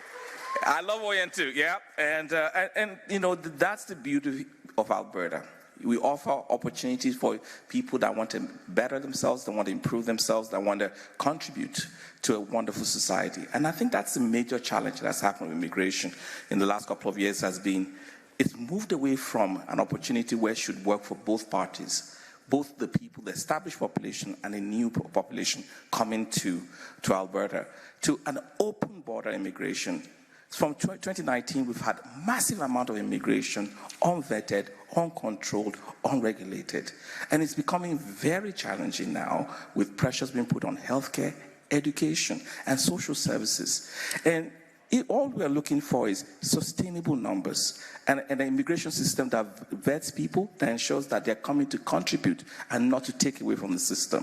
And I think, I raise my hand and say Albertans are some of the generous, most kindest people in the world that extend grace to newcomers, but it should not be at the expense of people here. There are young people here that are struggling to get jobs, that are trying to get opportunities, that are struggling to get ahead. And we need to return to fairness, balance, and back to allowing the provinces to determine the level of immigration and the type of people they want to come to the province. Thank you. Thank you. Start over here. Premier Panel, thank you for this opportunity. I appreciate Dr. Usukata, and if I said your name wrong, your comments and the video, but it does show how weak our hand. I encourage everybody to look what's happened to Europe with immigration. It is the canary in the coal mine, what's happening. They brought in people with an ideology that is violent, lots of crime. Our society does not support rape and pedophilia, but they have brought those people in. Canada has as well. We brought in some great immigrants for sure, but we brought in the worst. And I say to you, how can you deal with Prime Minister Carney in good faith when he has gotten a thank you letter from Hamas, a terrorist organization, and 2 other prime ministers as well? How can we believe that that's going to work out? Okay. Thank you. Yep, thank you. So the numbers are actually staggering, and maybe you're not aware of how it works federally and provincially. And Premier, I know you can add context and explain this, what we have control over when it comes to immigration compared to the federal government. Well, there's a couple things, and I know you read the Constitution probably more than most, but Section 95 is of particular interest to me because the way it's written is it says that the provinces shall make laws respecting immigration, and the federal government shall make them from time to time. And I think that we flip that on its head. I think the federal government controls the process from beginning to end, and then we try to beg and plead to get a certain number of economic migrants or entrepreneurial migrants, and we keep getting told no. So I'm prepared to challenge what that means under the Constitution. I think that we should control our immigration from beginning to end, and I'll tell you what I think that looks like. We have to go back to a more normal level of immigration. Between 2009 and 2019, it was about 0.6% of the population. So overall, Canada was about 275,000 a year. Last year was 1.8 million. And so if you're beginning to wonder why this is being talked about more, why there's more tension, why people are frustrated and angry, it's because that there's such a mismatch from the way things used to work pre-COVID to the way they ended up working post-COVID. So if we could go back to a more normal level of immigration, that would mean Alberta, with 5 million people, we'd maybe accept 50,000 a year. 2/3 of them would probably be economic migrants. And then we'd also choose a smaller number of asylum seekers, international students, and family reunification. And then the federal government should be the ones who choose citizenship. So that's how I'd like to see it. That's what we're trying to gather feedback on, is should we be pursuing that strategy? One more thing I'd say to you, because I was just telling Andrew this as well. One of the other worries that I have is the number of people who come to Alberta just for our social programs. I know we're moving down a pathway of having a more durable healthcare card, and there's a reason for that. It's because let me tell you why. We have got 4.8 million Albertans registered, and we've got 600,000 more Alberta ID cards, more Alberta healthcare cards than we have people. So we need to figure out why that is, and we need to make sure that we are protecting Alberta taxpayers so that we are not paying for expensive health care for people who don't even live here or who are only here to take advantage of the social programs and never pay in. So I know that there's some questions about why we're doing that. That's why we're doing it. So those are the things that we're trying to talk about, is do we need to get a better handle on the number of people coming here, and do we need to get a better handle on who gets access to the social programs that are very, very expensive to pay for. Right here, sir. Go ahead. Go ahead, sir. Go ahead. Go ahead. Go ahead, sir. Hi, me again. I apologize for coming up again real quick, but I know everyone on the panel knows, but I'm not sure everyone in the audience knows. 2 out of every 3 Canadians have at least one foreign-born grandparent. The first gentleman in the last question to stand up and yell separation now is Ian. He's from Great Britain. Without immigrants, Canada would have a lower population than it did in 1973. We're a country of immigrants. Now, I do say vet them. Let's make sure that we get the right people in the country. But without immigrants, our economy collapses. What will we do in Alberta to make sure that if Alberta does have more control of the system, we bring in people who will help the entire country, starting with Alberta? Yeah, listen, absolutely. What the question is up here, is it too many too fast? And should we have more control over what we're doing? I think that's what the Premier spoke to, right? I'd like to ask a couple panelists a question, Premier, but did you want to? Okay, so Dr. Benny, could you explain what things were like for you when you came here 30 years ago and what you and your community see now when it comes to immigration? Certainly. Thank you, Bruce. I'm Dr. Benny Xu. So I come from a traditional Chinese medicine family. 33 years ago, so my father brought us over, to Canada, and we settled in Calgary. We never left. Back then, acupuncture was really, very much unheard of to many people. And today, so acupuncture is a regulated health profession under the Health Professions Act. So compared to 33 years ago to today, this past few years of open door immigration policy, so, we got a lot of newcomers, even I know them, a lot of them actually from China, just couldn't find jobs. And I got a lot of employer friends that couldn't find employees. So, it seems like there's a mismatch between the needs and the talents we brought it in. And I think we need a smarter immigration system so, we can better match the talents and better the needs of the employer. So the immigration system should never be a multiplying number system. That's something I think we should look at it. And I believe we have a pretty smart government here in Alberta. I should give him more time. Let's start over here. Thank you. I'm concerned that it's very easy to, I was going to say toss out the baby with the bathwater, but that's not politically correct. It's really easy to scapegoat immigrants, for example, for all sorts of things that they are not particularly responsible for. And I'm concerned that this discussion is edging in that direction. I'm not sure that the large number of people with Alberta healthcare cards is because of a flawed immigration system. People don't immigrate to Alberta, they immigrate to Canada. They go in Canada to places where they can find jobs, social services, education, and their own communities, speaking their own language and supporting their own culture. That's why we have immigrants in Alberta. Thank you. Sorry, if I could just respond to that, Bruce. In 2023, Canada had the 4th largest increase of population of any country in the world, and that was driven exclusively by immigration.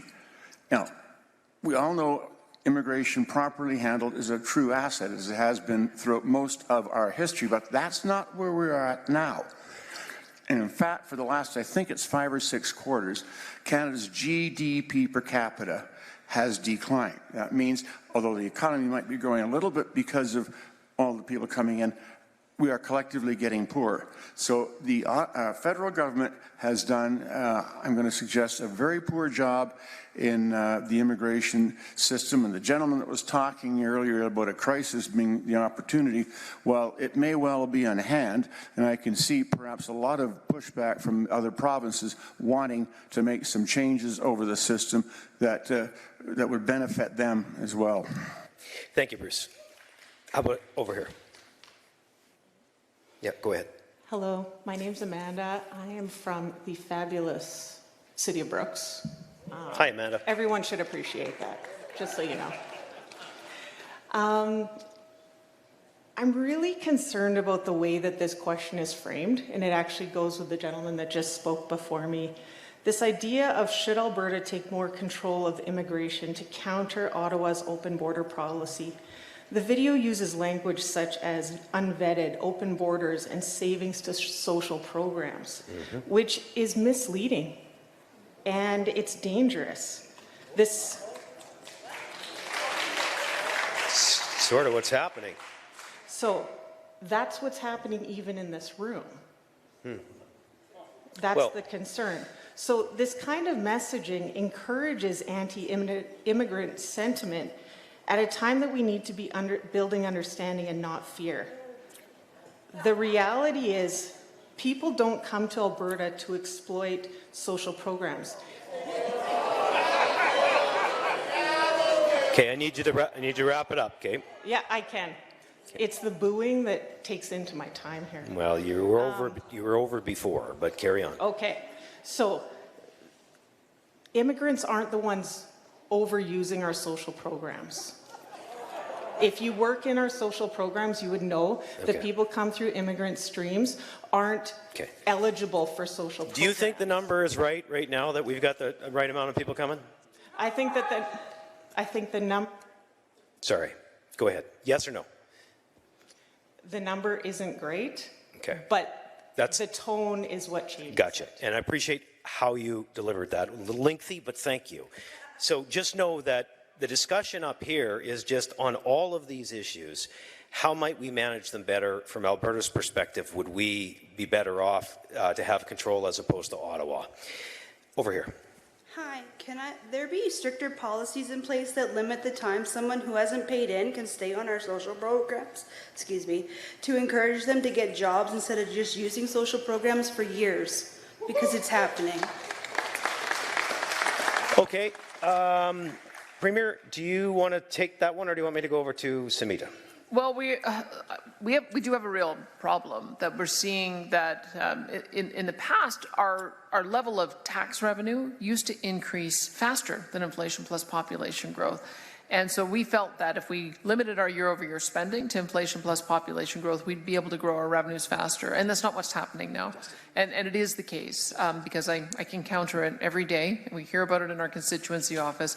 People are coming here because they hear that our social programs are better. So they are moving here in order to be on our social programs.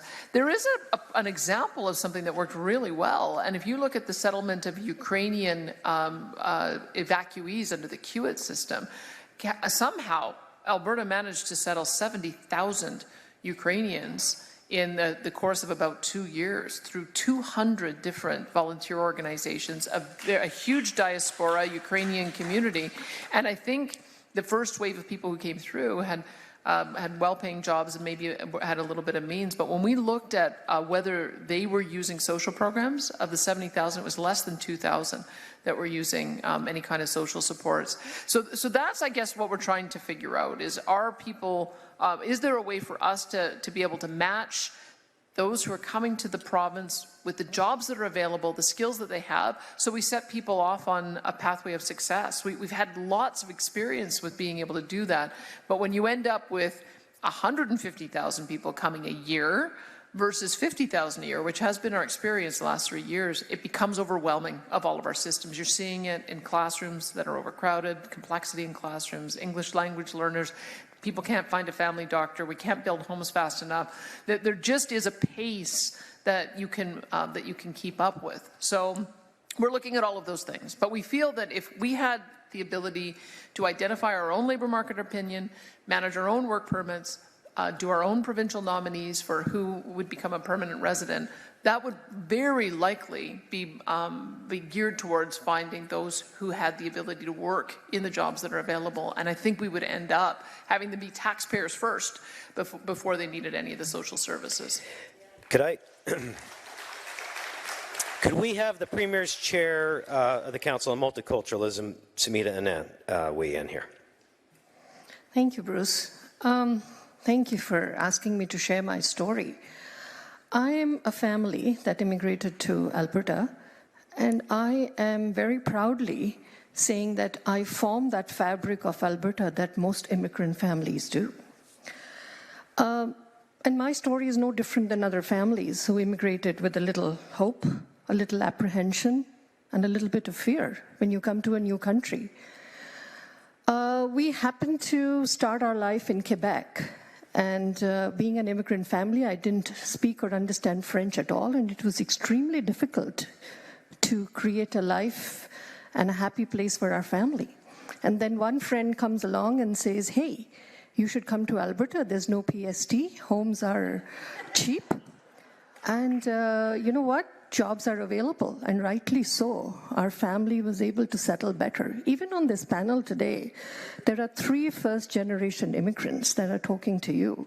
Not because we want to point a finger at immigrants, but I think we need to strike a balance here that we, just like all of you, should be contributing before we take away. I think that's the most important question here.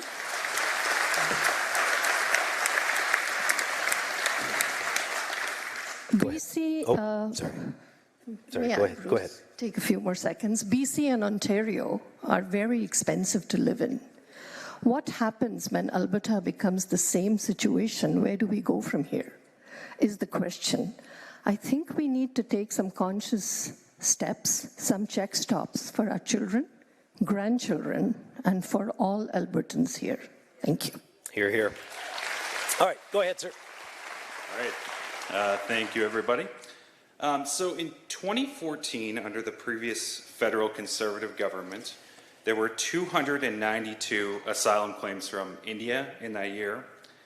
In the last year, 2024, there were 32,563 from India alone, according to the federal government's own numbers. As far as I'm aware, in the last 11 years, the conditions that would lead somebody to claim asylum have not changed in India. So obviously, there's a large amount of fraud going on here. Is there anything that the provincial government can do to combat the asylum fraud that's happening?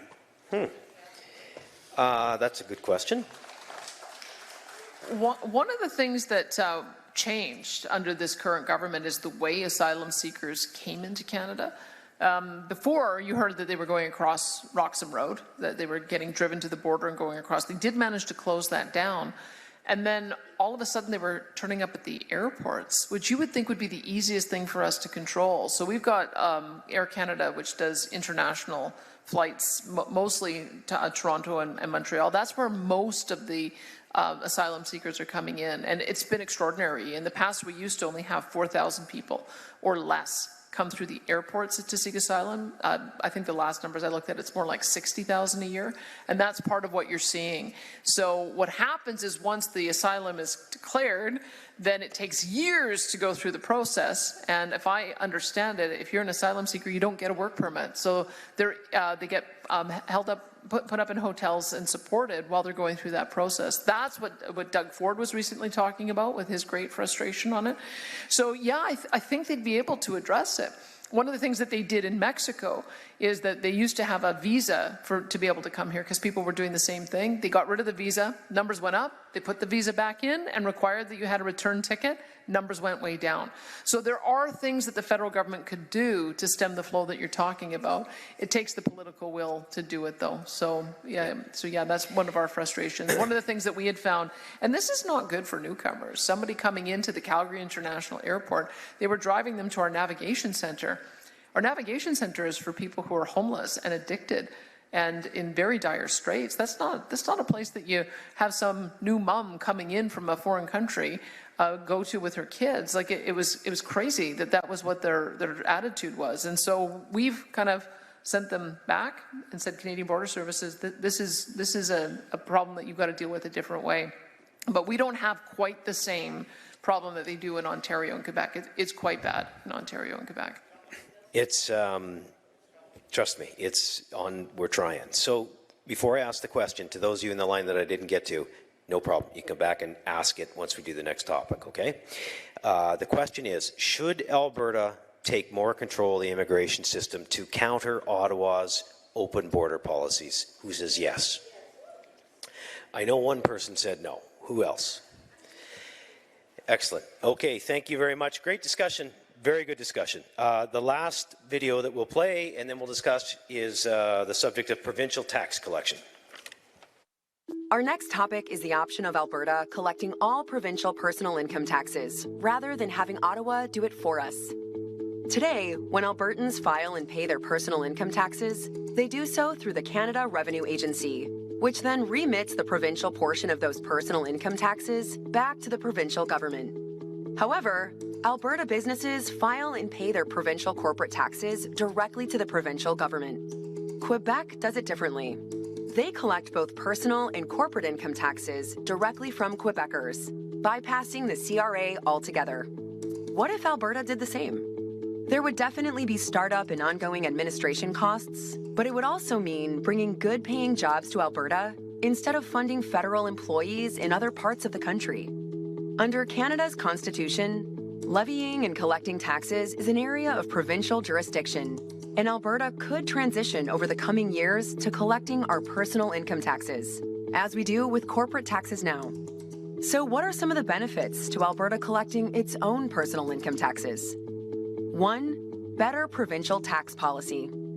Currently, Alberta sets its own tax rates and credits, but definitions and treatments of income are still largely tied to federal rules, which limits our flexibility to implement more effective and competitive tax policy.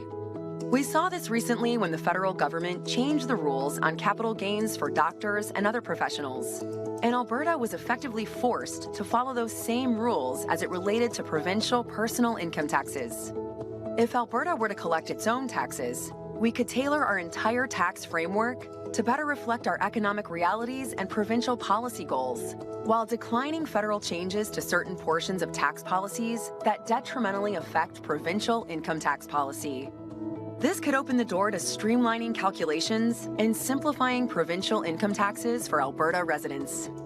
2. Jobs and economic opportunity at home. Collecting our own taxes would also mean establishing the infrastructure and staffing to support it, creating thousands of good, high-paying jobs right here in Alberta, instead of funding positions in Ottawa or other provinces. 3. More Alberta, less Ottawa. By moving away from the federal administration of the CRA and collecting provincial income taxes by ourselves, Alberta can exercise more direct control over a core aspect of self-government, thereby increasing our provincial independence from Ottawa. But there are also potential drawbacks to consider. 1. A long-term commitment. Establishing Alberta's own personal income tax collection agency would not happen overnight. Estimates suggest it could take up to 5 years to fully build out the necessary systems and staffing. This would be a major logistical undertaking that would require a sustained commitment from Albertans and their government. 2. Significant financial investment. The estimated cost to implement Alberta's own tax agency ranges from $750 million to $1.5 billion over several years. Once operational, the system could cost up to $750 million annually and require hiring as many as 5,000 new public employees. These are substantial expenses that must be weighed against the benefits. 3. Potential for added complexity. There are also practical implications for taxpayers and businesses. Albertans would need to file separate federal and provincial tax forms, although online filing would likely ease that burden. There may also be increased complexities for businesses and Albertans working in different provinces throughout the year. Now, tell us what you think about the idea of Alberta collecting its own personal income taxes. I promised we'd try to hear from every panelist tonight, and I saved a couple for the end. There'll be a couple when we open it up on open discussions. Just a reminder, we'll take this topic for a few minutes, and then we'll open it up. If you didn't get to the mic and you had a question on policing or pension or something else to do with Ottawa, we'll take those. We're going to start with this topic, though. And MLA Lunty, I'd like you to weigh in first. Sure. Thanks, Bruce, and thanks, everyone, for coming. Tax collection is usually not our longest line, so I'm not surprised. But I think it's an important conversation to have. You know, the long and the short of it is, if we can look at some better tax policy from a provincial perspective, I think it's worth it. You know, we saw the backtrack with the federal announcement with some of their changes that they were looking to implement. The new Prime Minister came in and quickly backed away, but that's an example where if the province had control over that, then it wouldn't be an issue. Personally, I think anything that we can maybe diminish the role of the CRA would also be welcome. We know that's a really bureaucratic institution down in Ottawa. I don't want to pick on them too much, but I would note it was interesting that the CRA had dozens of staff who they had to fire because they were taking CERB during COVID when they weren't supposed to be. So I think that's an example of a federal bureaucracy that maybe would be better in Alberta. When I think about tax collection, just for an example, I like to think about tax policy in general, and of course our tax cut that we're implementing, $750 per person, up to $1,500 per family. So it's an example of good tax policy that our government's moving forward. But on the other hand, it's like Trevor said, there's always pros and cons. The video did a good job of talking about what that would actually look like from an administrative cost. So I think this is why we're here as a panel. Let's put these issues on the table. Let's talk about the good and the bad. But I think we could move forward in a positive way for Alberta if we took a look at this. Thank you, Brandon. MLA Lunty, over here. Speaking about tax, we're being taxed at 50% right now. I was lucky to have 5 kids. One of them is overseas right now, trying to get out of Canadian tax. They figure they leave the country for 7 years, they'll pack away $1 million that they would pay to the federal government. I've got another son that lives in Kitimat right now. Alberta, the Americans are after him. They want Alberta to send their gas to Texas so that they can set another LNG plant. He's a millwright in Kitimat. They offered him same dollar in US dollars and a flat 15% tax. That's where we're at. We need to separate. Okay.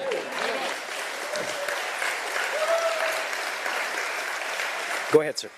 Over here. Yep. Okay. Well, I have to add to that on capital gains tax that Mr. Trudeau brought in. My son has been affected with that very heavily. He does business in the USA. Both my boys have moved away from Canada because of the government situation here.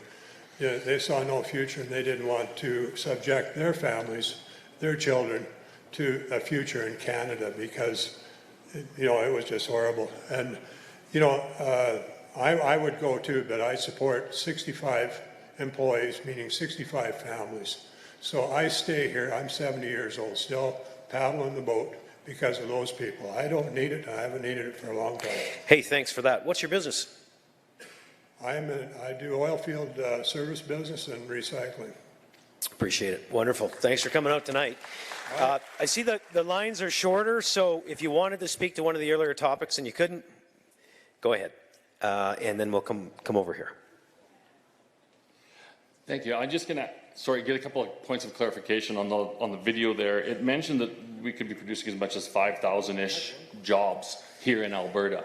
Can somebody on the panel let me know how many people live in Alberta currently and work for the CRA? No? Okay, I'll help you out. It's just about 4,000. There's also TSOs, which are offices for the Canada Revenue Agency in Calgary, Edmonton, Lethbridge, and Red Deer. So I just want us to have the facts, which isn't really apparent from the video. We don't really get all the information. So the 5,000 people we're going to start employing in Alberta, if we do our own $750 million a year, are already employed in Alberta. They're already working in this agency. So it seems like that's a real loss. Should we stick with the sir, you shouldn't have cut me off before the time just because I'm not agreeing with you. I just asked you a question. Now I cut you off. This is what happens when I cut you off. Okay, go over here. Okay, my question is, it's more of a comment regarding immigration.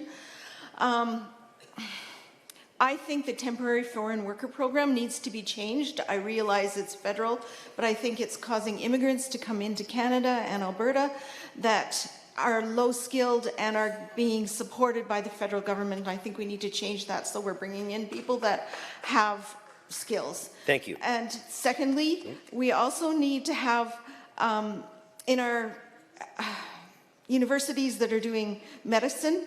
We have a large number of foreign students that are going into medicine, and I would like to see Canadian students go into those positions, and also Canadians that have gone to like Ireland to go to school in medicine should be able to come back and work here. Can I ask if anybody has experience dealing with Ottawa and the policies as they differ with what we're trying to do in Alberta? It would probably be our Environment Minister, Rebecca Schultz. So everything we've talked about tonight ties into it. Would you like to comment on what you've heard from the great people of Medicine Hat tonight and add some context to sort of what your line of work is like? Well, sure, I'm happy to talk about that. And first, I just want to thank everybody for coming out. It's a nice evening. I know it's a busy time of year where people are getting ready for harvest. Kids are going back to school. Mine started today, too. So thanks for taking the time to come out. I think what we've been hearing, and I certainly have heard this as an MLA, all of the issues that you have raised, we've heard it loud and clear, but it helps us to have a good discussion around what Albertans want us to move forward on. And I have had the distinct pleasure or challenge of working with the federal government on environmental policy for the last 3 years. And I can tell you that it is directly linked with the constitutional changes that we're looking at right now. We have a federal government who has brought in a tanker ban, Bill C-48. We have Bill C-69, which is the No More Pipelines law. They pretend that this is about emissions in the environment. It's not. If it was, what they would do is allow us to develop our resources and displace less responsibly produced energy elsewhere. That is what they would allow us to do. I know many of you work in the energy industry and related fields, whether that's oil field services. Thank you. Thank you for what you do to deliver Albertans, Canadians, and the rest of the world with safe, affordable, reliable energy. It also is directly linked to our national security, which is what this federal government ran on, a strong Canadian economy, national security. We're still waiting for them to step back. C-48, C-69, the clean electricity regulations. Let's just talk about that for a second. That would cost us $1.7 trillion to build that grid. The technology has never been proven. No company is going to step up to build a facility where the parameters have never been proven or tested, not only here, but nowhere in the world. It would leave our grid at risk in a Canadian winter. We do have a Canadian winter. This leaves us at risk of not having the generation we need to provide you with electricity in the middle of winter or the middle of summer where it gets really hot. And we have a federal environment minister that says if you build that plant and you turn it on, you could go to jail. Now, we have had the highest courts in our land say that this is unconstitutional, especially on Bill C-69. The previous federal government environment minister, Stephen Guilbeault, told me that, yeah, you can boo for that. He told me that is not a decision, it's just an opinion of the court. So when we talk about fighting for constitutional fairness, this is because we have a federal government that is completely disregarding the Constitution and our provincial jurisdiction. We cannot afford to give up tens of thousands of jobs in our oil industry because of an oil and gas production cap that, again, is built in radical activist environmental ideology and not in common sense. No other country around the world would do anything like this, and we shouldn't either.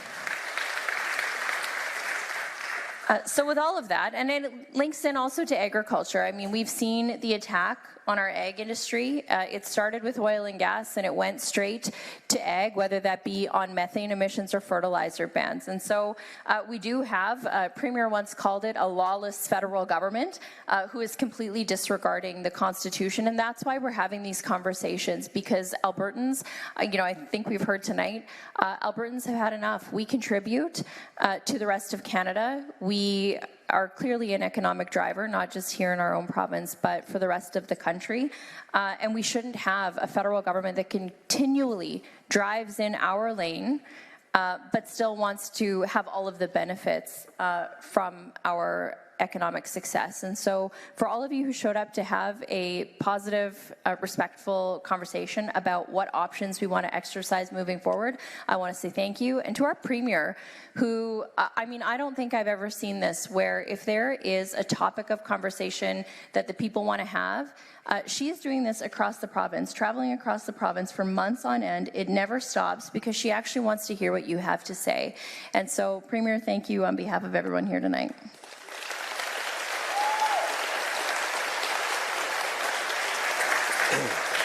So much there. I'm going to come back to agriculture in a minute with Tara and Melody, but first to the mics. Go ahead. Hi, I've listened to a lot of different things here tonight, and I'd like to thank the panel and everybody else here. After all the views and what I'm hearing tonight, I've got one question: is what's Canada got to offer for us? Yeah. Thank you. Can I just ask too, if you're in the line and you've already been to the mic and there are people in the line that have not been to the mic, can I ask you to step aside so that those who haven't been to the mic can go to the mic first? Is that fair? I think that's fair, right? There's some people that haven't got to speak tonight. We want to make sure they do. Okay, so who is next that hasn't spoken tonight? Let's make sure we get to everybody. Let's start here. Thank you. I'd like to speak to the issue of immigration as it pertains to educating children and actually even adults, because when people come into the country, one of the things that has to happen is they have to get up on their language skills. And so as a former school administrator, I saw when the previous government, or an earlier government of our Prime Minister, brought in masses of immigrants, and then teachers have these students who don't have English skills. And so, for example, when you're doing language arts or even science or social studies, you know, kids don't understand. They're just off in a corner doing what? So you have to resource the people. And I guess my question then in that regard, does the federal government fund immigrants, immigrant education in that regard? And I know even adults who go to, say, Open Door Society kind of, you know, to get up on their education. Do we get any funding from the feds for that? Yeah, Premier? Well, I think Amanda, who was from Brooks, would probably be able to tell you a little bit about the funding model that they have. And I think the answer is yes, but I think it's insufficient is what we hear. And especially when you look at what happened with the number of Ukrainian kids who came, we had to establish Ukrainian teaching programs and put, I think, $12 million into that program just because there was such a huge influx of students that came in. Can you do that with every linguistic group? It's pretty hard. I mean, Brooks is called the city of 100 hellos for a reason. If you go online and look at any of the apps that help you to do language learning, they only have, you know, 10 or 20 languages there. So that's one of the barriers that we face. But it's also one of the advantages that you have when you've got a diaspora community who can assist with some of that. But we hear that it's the teachers in particular, that with the complexity in the classroom, if you've got kids as well who've come from a war-torn area, now you're dealing with trauma also in a classroom. And that's one of the big reasons why teachers are very frustrated about the class size and the complexity, is because of that. Go ahead. Mine is more of an observation. My name is Darlene. I've been in Alberta all my life. And I think that there is a segment of this population here today that are very Canada first, and there's a segment of the population here today that are very Alberta separation. I hope that everyone came and listened. I know a lot of people, excuse me, were angry at first, excuse me, and we're talking about how it was just a sales pitch. Well, I don't know what your federal government has been giving to you for the last how many years, if not a sales pitch. But I do hope that a lot of these things, because they did give the negatives and the positives, and I hope that you all listened with an open mind to listen to all of it. And just one other thing about the equalization payments. I heard a deputy premier from Quebec, this is from years ago, say on record on television that the day that Quebec had to go in and do their own resource development, meaning oil and gas and their minerals, that the rest of Canada would not get 10 cents not 10 cents. Yeah. And if you know how the equalization formula works, and for those of you who don't, you should look it up, that Quebec's electrical production is worth billions, but it's not all given in the equalization. So that's just my statement. Everybody keep an open mind. Thank you. I wish we have a panelist named Michael Binion. I wish he was here tonight because he always speaks to these things. Do we want to try and pick that up? Anybody? Well, I know that Trevor would. And Trevor? I'll just jump in on that point about electricity prices in Quebec. So resource revenues here are from royalties on oil and gas primarily, and resource revenues in Quebec are from revenues generated by hydroelectricity production. Now, their power prices are by far the lowest in the country, and just to illustrate how much of an effect it might have for their revenues and what we measure their fiscal capacity to be in equalization, if they were to increase power prices by just about 2 cents a kilowatt hour, they'd still have the lowest power prices in the country. And their equalization payment, I estimate this year, would drop from $13.6 billion to $9.4 just from that modest change. And so this is, I mean, circling back to topic number one, why it's important to talk about whether the program design details can be tweaked and improved, because right now it does effectively subsidize the province to keep electricity prices artificially low. And what if Michael was here? One of the things he would say, I think it was Pauline Marois that he said, her intention, because she was a separatist, was to not develop the natural gas resources or contemplate it until such time as Quebec was separate, because they didn't want to reduce their equalization payments. And so why can't we have a similar type of model? I mean, imagine if Alberta did that. Imagine if we said, yeah, we're going to either subsidize our gas or our oil, and we're now short, so can Canada make up the difference that we're short? No one would ever agree to that. And so why are we agreeing to allow other provinces to lock in their resources and not develop it, and then get other provinces to pay the difference? I think I see one more person we haven't heard from, correct? Yes, hello. Go ahead. I believe we should stay in Canada. I do think we're stronger together. It doesn't mean to say that there can't be changes or things to advocate for.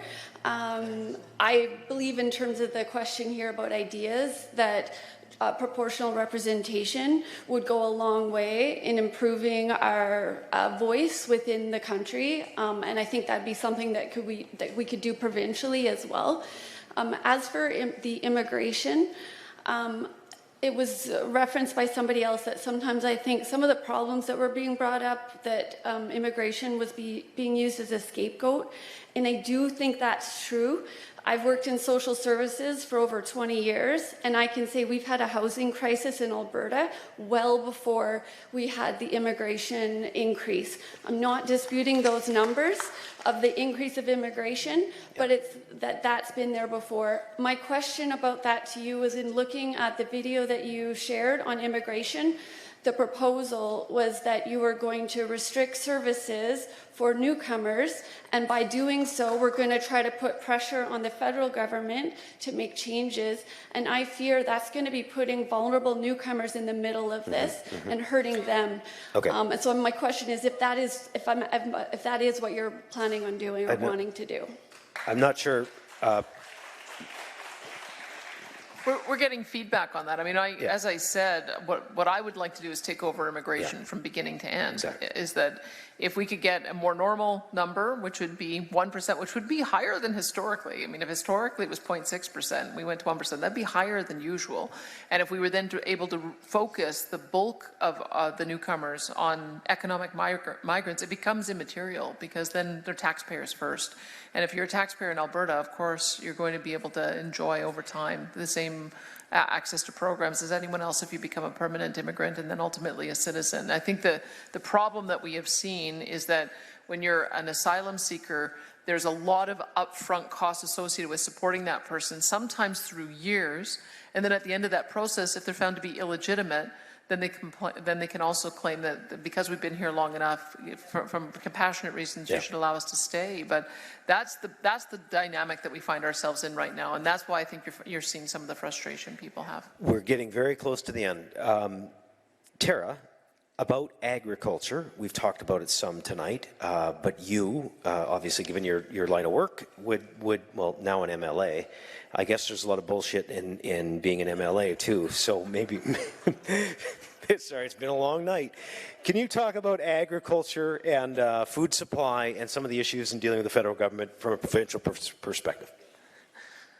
I was concerned for a minute there where that question was going. Sorry, so was I. No, it's fine. When you said the BS part, I was like, yeah, I'm a farmer. We started harvest today. I am a new MLA, but in my role before, I was chair with Alberta Grains and Grain Growers of Canada, so I've been representing barley and wheat farmers for the last 8 years, trying to go down to Ottawa and explain to them about what was wrong with some of the policies that they were doing. And to say it was a struggle and a test of patience is an understatement. We've talked about some of the, well, one of the comments I know someone mentioned about temporary foreign workers. In agriculture, we have a need for workers, and there are a lot of farms that actually rely on that program. So I don't want to, my family doesn't, but a lot of my friends across the country do, and I understand that, like, we have an issue with that. When you come to immigration, skilled workers is a problem, and I'm seeing it in my constituency already with people who want to stay, but their visa is almost up, and it's a skilled worker that is going to be sent home because they're not going to be able to stay. That's a problem. When you talk about the carbon tax, when you talk about, who said it earlier actually, on the capital gains, you want to talk about farm succession? They didn't care when I went down there, I can tell you right now, when we tried to say, this is a problem, you've got to do something, you're not thinking about farms. Fertilizer reduction, we have the tools in our toolbox you're going to take away, and then what does that do? Talk about food prices in the grocery store, right? So, yep. I mean, I could rant for a really long time. You shouldn't ask me to talk ag because it's not about complaining to Ottawa. Yeah. It is about the fact that they aren't always listening. And I will say to all of you, I greatly appreciate that you are here. This entire panel is taking this very seriously. You are being heard on both sides. No matter what you think, that's what we're here. We want to hear all the sides. So thank you for being here. Yeah. Let's pick up on the food supply issue. Melody, you have spoken about it before, and I think you can add to what Tara just said. Yeah, I'll be really quick because I think what we need to recognize here is you all eat food, and food affordability is probably quite high on the list of all of us, but especially those vulnerable populations. And when we look at really what's happening on the federal level and their policies that are impacting food security and food affordability, we have to be mindful of that. So right now, all of the ag ministers across Canada are headed to, I believe it's Winnipeg. They're going to have a meeting and they're going to talk about principles of the Canadian Agricultural Partnership. It used to be Growing Forward, used to be Growing Forward 2, and then we got Sustainable Canadian Agricultural Partnership, which now ties the hands of farmers and ranchers to environmental initiatives in order for them to access certain programs and resources. That's not happening in other countries. So we're putting our farmers and ranchers on an uneven playing field, and which means you're paying more for your steaks. Your sugar that's coming in is made with forced labor and child labor. Like, there's all of these federal policies that we need to look at. And I think that's one of the things that this panel is about. Good governance is looking at policy at all levels on affordability. That's one of the key things. So we are here, we are listening to you, as Tara said. We are hearing you, and we need to look at ways we can make it better for Albertans and to decrease your food prices. Just one more thing. Can I just say one more thing? Because we actually haven't talked, and it does involve research. So the fact that the government has put environmental constraints on research. So when you talk about wanting to fund a scientist who's doing something for a better better breeding program, instead of something that's going to make a difference at the farm gate, they have to create a proposal that's got a certain percentage of environmental in it to even be able to get the funding. It's redonkulous. Okay, thank you. We're running over time. Stephen, you wanted to make a comment on something that's important to you, yes. And I think we should let you do that. Thank you, Bruce. Hey, I want to share another person. You didn't hear me. I said Stephen, but I will come to you as well if you'd like. So sorry. Go ahead. Whoever, Stephen and Sumita both want to make a comment, so go ahead. Yeah, so again, thank you all for coming today, and I just wanted to address something I should address in Lloyd Minister, and the whole issue of separation from Canada. It's tough to do. 100%, 44 First Nations in Alberta said no to separation. And I'll tell you this, and I'll tell you why. You know what, the treaty rights have been acknowledged and recognized in the Supreme Court, and right now they are paying for compensation for many, many years of fighting in court. Not far from here is the Siksika Nation. They had a settlement of $1.4 billion. $400 million of that went into this economy. How many farmers were able to do that? That want separation? Not far from Edmonton. There's 4 First Nations that had settlements on treaty rights. That's about another $100 million into Alberta's economy. Now, it's tough to do. After what we're talking about, I see a path forward in some issues. You know, I invite you, if you want to separate, take your platform. Go see Chief Ori Crowfoot. Go see Chief Plaited Hair from the Blood Tribe. And tell them your thoughts on why they should separate until then. I had to give you that time, Stephen. Thank you. Yeah. Sumita, as well, please.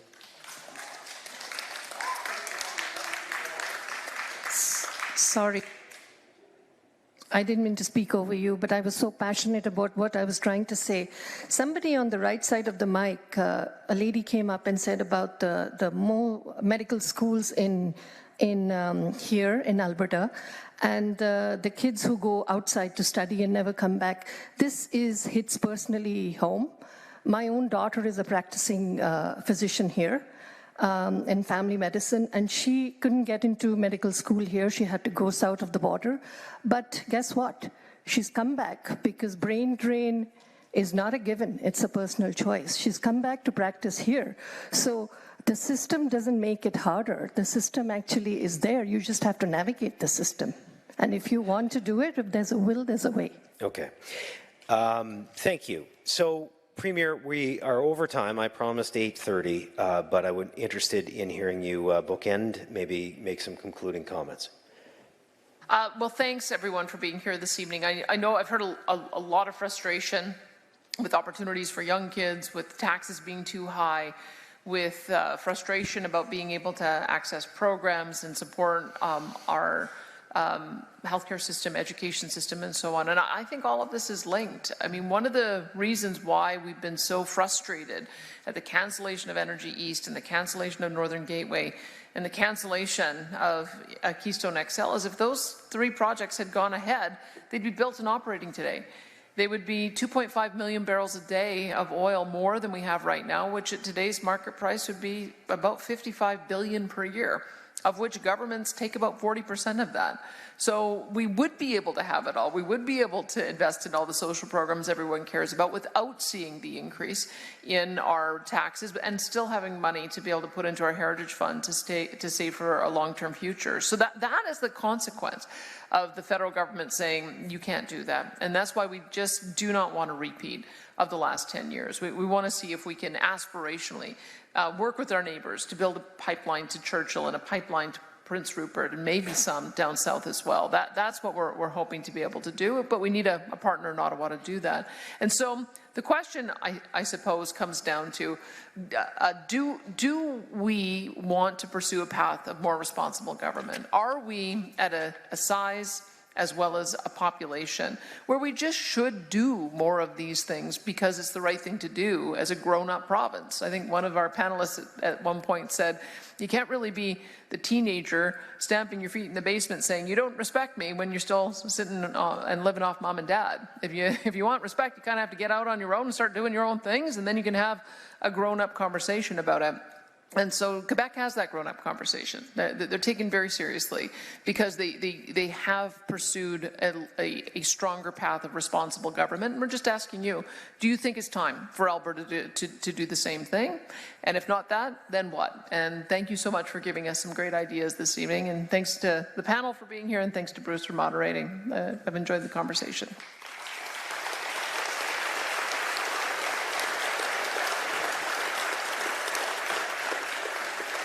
On that note, thank you. It is so good to be home. It's good to be in Medicine Hat tonight. We really appreciate the feedback. And I would ask, as we go, you give yourselves a hand and the Premier and the panel a hand for the back and forth tonight. Really appreciated it. Thank you.